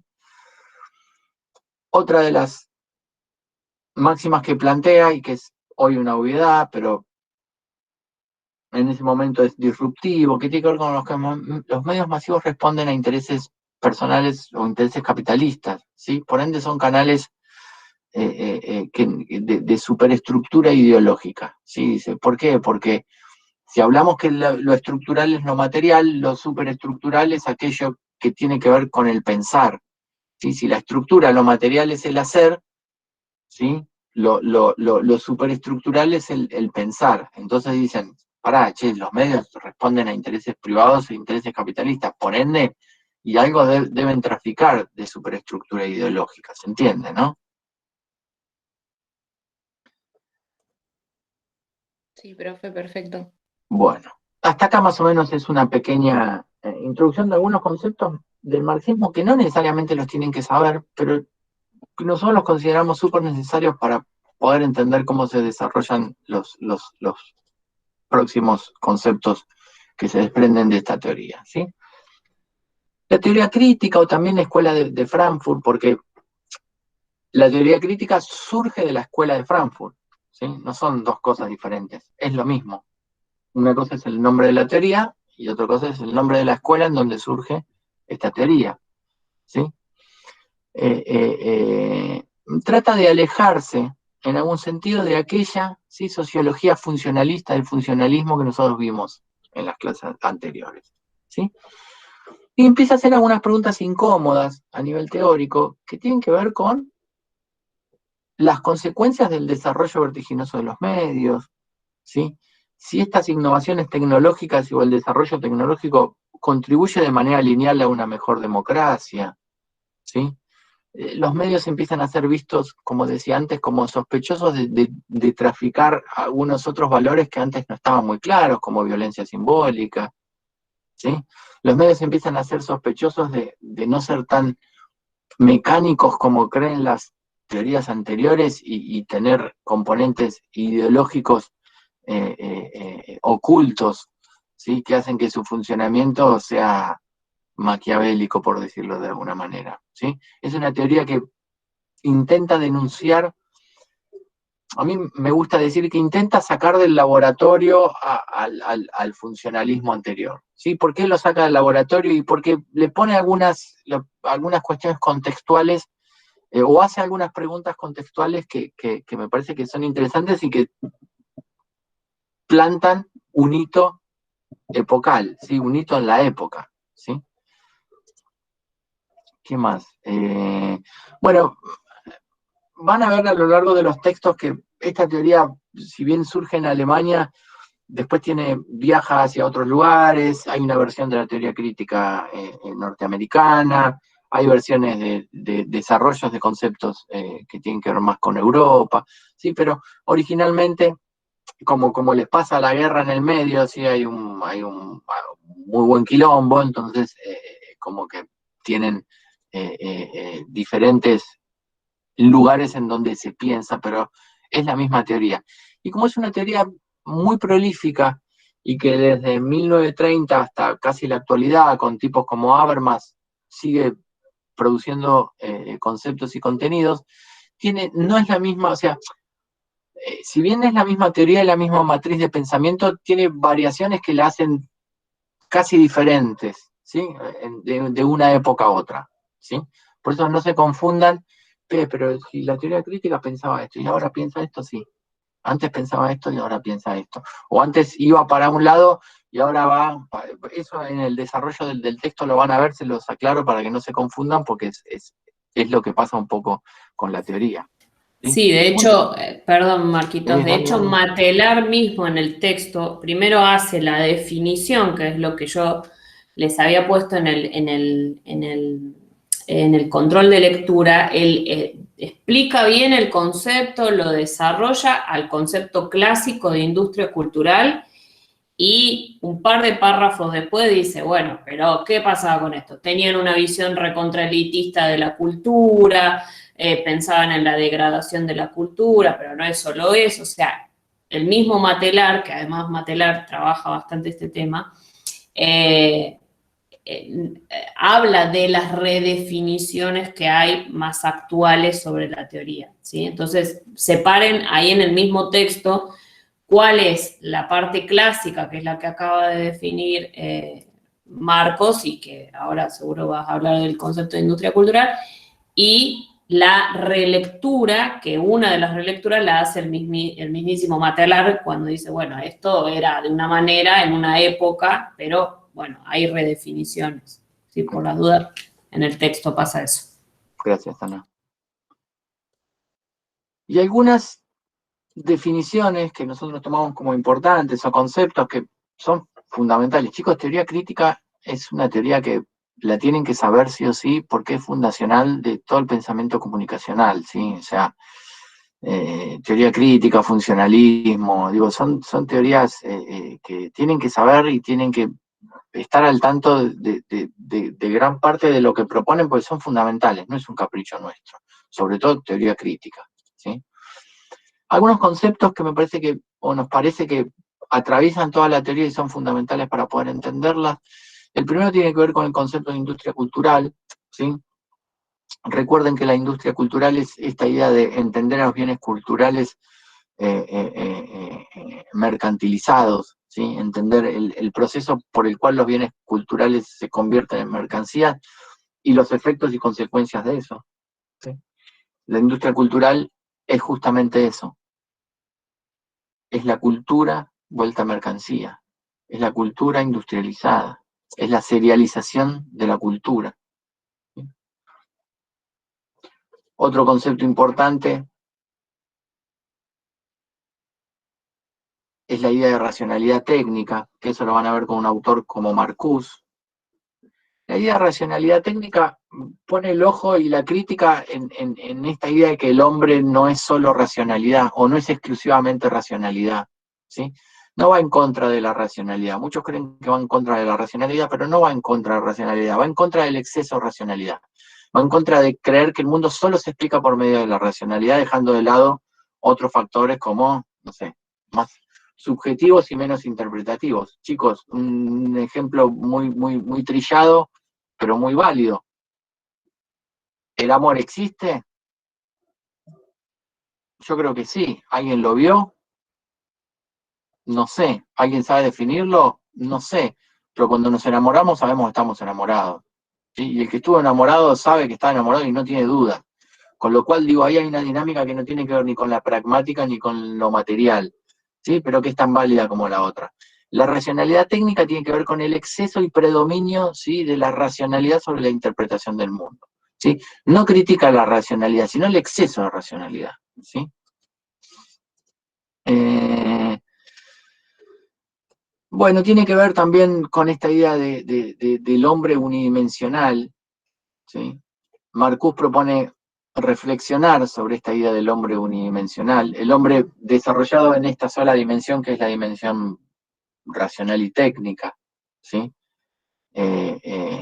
¿Podemos ser solo eso? ¿Podemos ser solo racionalidad o somos una mezcla de racionalidad, pasión? ¿Sí? La racionalidad nos ha llevado a un desarrollo evolutivo y técnico, digo, últimamente con una velocidad increíble. Y nos ha llevado a mejorar la calidad de vida desde lo material, digo, sin lugar a duda. Nadie está en contra de esa relación de la ciencia o de la razón, sino que con solo eso no podemos interpretar el mundo, ¿sí?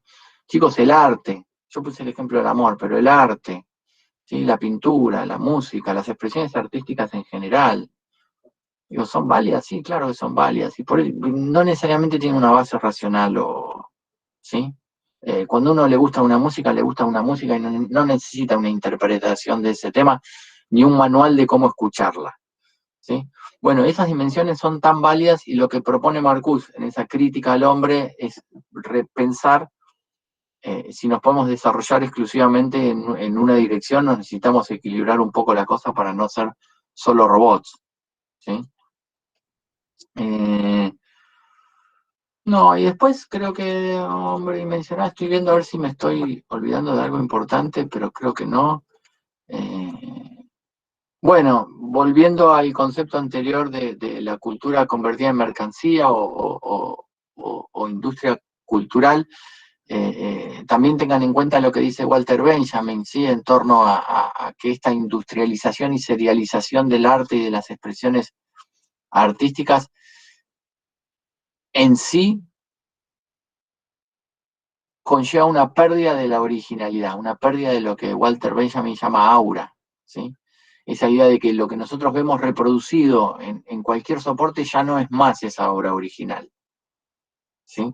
Y eso tiene impactos no solo en lo pragmático de no ser el mismo objeto, sino en la percepción que nosotros tenemos sobre ese objeto, ¿sí? Chicos, ahora que estamos, creo que este es un buen ejemplo está todo bien con la virtualidad, pero hay cierta como serialización ¿no? Yo siento como cierta distancia que por ahí me lo plantea la interfase esta técnica, pero por ahí yo más de este lado porque no tengo esa experiencia original de estar con ustedes, ¿sí? Me siento reproduciendo un contenido, o sea, porque grabo clases, porque la interacción es más baja, ¿sí? Me parece que va un poco en esa línea también la idea de perder el aura, ¿sí? Creo que lo que Walter Benjamin intenta que pensemos es qué sucede cuando estamos juntos, ¿no? ¿Qué sucede en esa interacción espontánea y original que se da en cualquier proceso artístico, ¿sí? No es lo mismo tener un tipo tocando la guitarra al lado tuyo que a través de una pantalla. Y no es lo mismo porque tal vez escuches lo mismo, pero no sientas lo mismo, no huelas lo mismo, no interactúes con todo el entorno de manera similar, ¿sí? ¿Qué ponen ahí en el chat?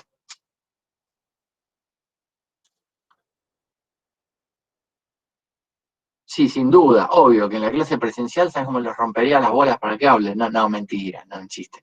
No, pero ustedes son los chicos, de la dinámica de lo presencial, entre un mate, entre un chiste, entre que hacemos un corte, digo, yo la verdad hay otra relación que, sí, tal vez por eso al principio les pregunté si faltaba algo que nos digan, porque yo siento que hacemos todo el esfuerzo, pero no llegamos a lo otro. Y tal vez no lleguemos nunca, pero bueno, nuestra obligación es seguirnos preguntando a ver cómo podemos mejorar esto, porque por lo menos por este año creo que vamos a seguir en esta dinámica, ¿sí? Pero bueno, sin irnos por las ramas, porque ya hace 2 horas y pico que estamos y se va a hacer un video larguísimo. Y es bastante fría, sí, es fría. Y no nos vamos a conocer de la misma manera que si estuviéramos de manera corpórea, ¿sí? Porque para mí uno cuando le pone el cuerpo, sí, no porque no se lo estemos poniendo ahora, pero eso, hay una distancia que a mí no me termina de llenar. No para irnos más por las ramas, chicos, hasta acá un poco el resumen de lo que vimos hasta ahora, terminando en teoría crítica, ¿sí? Esperen que voy a dejar de grabar, sobre todo para que no se haga un choclo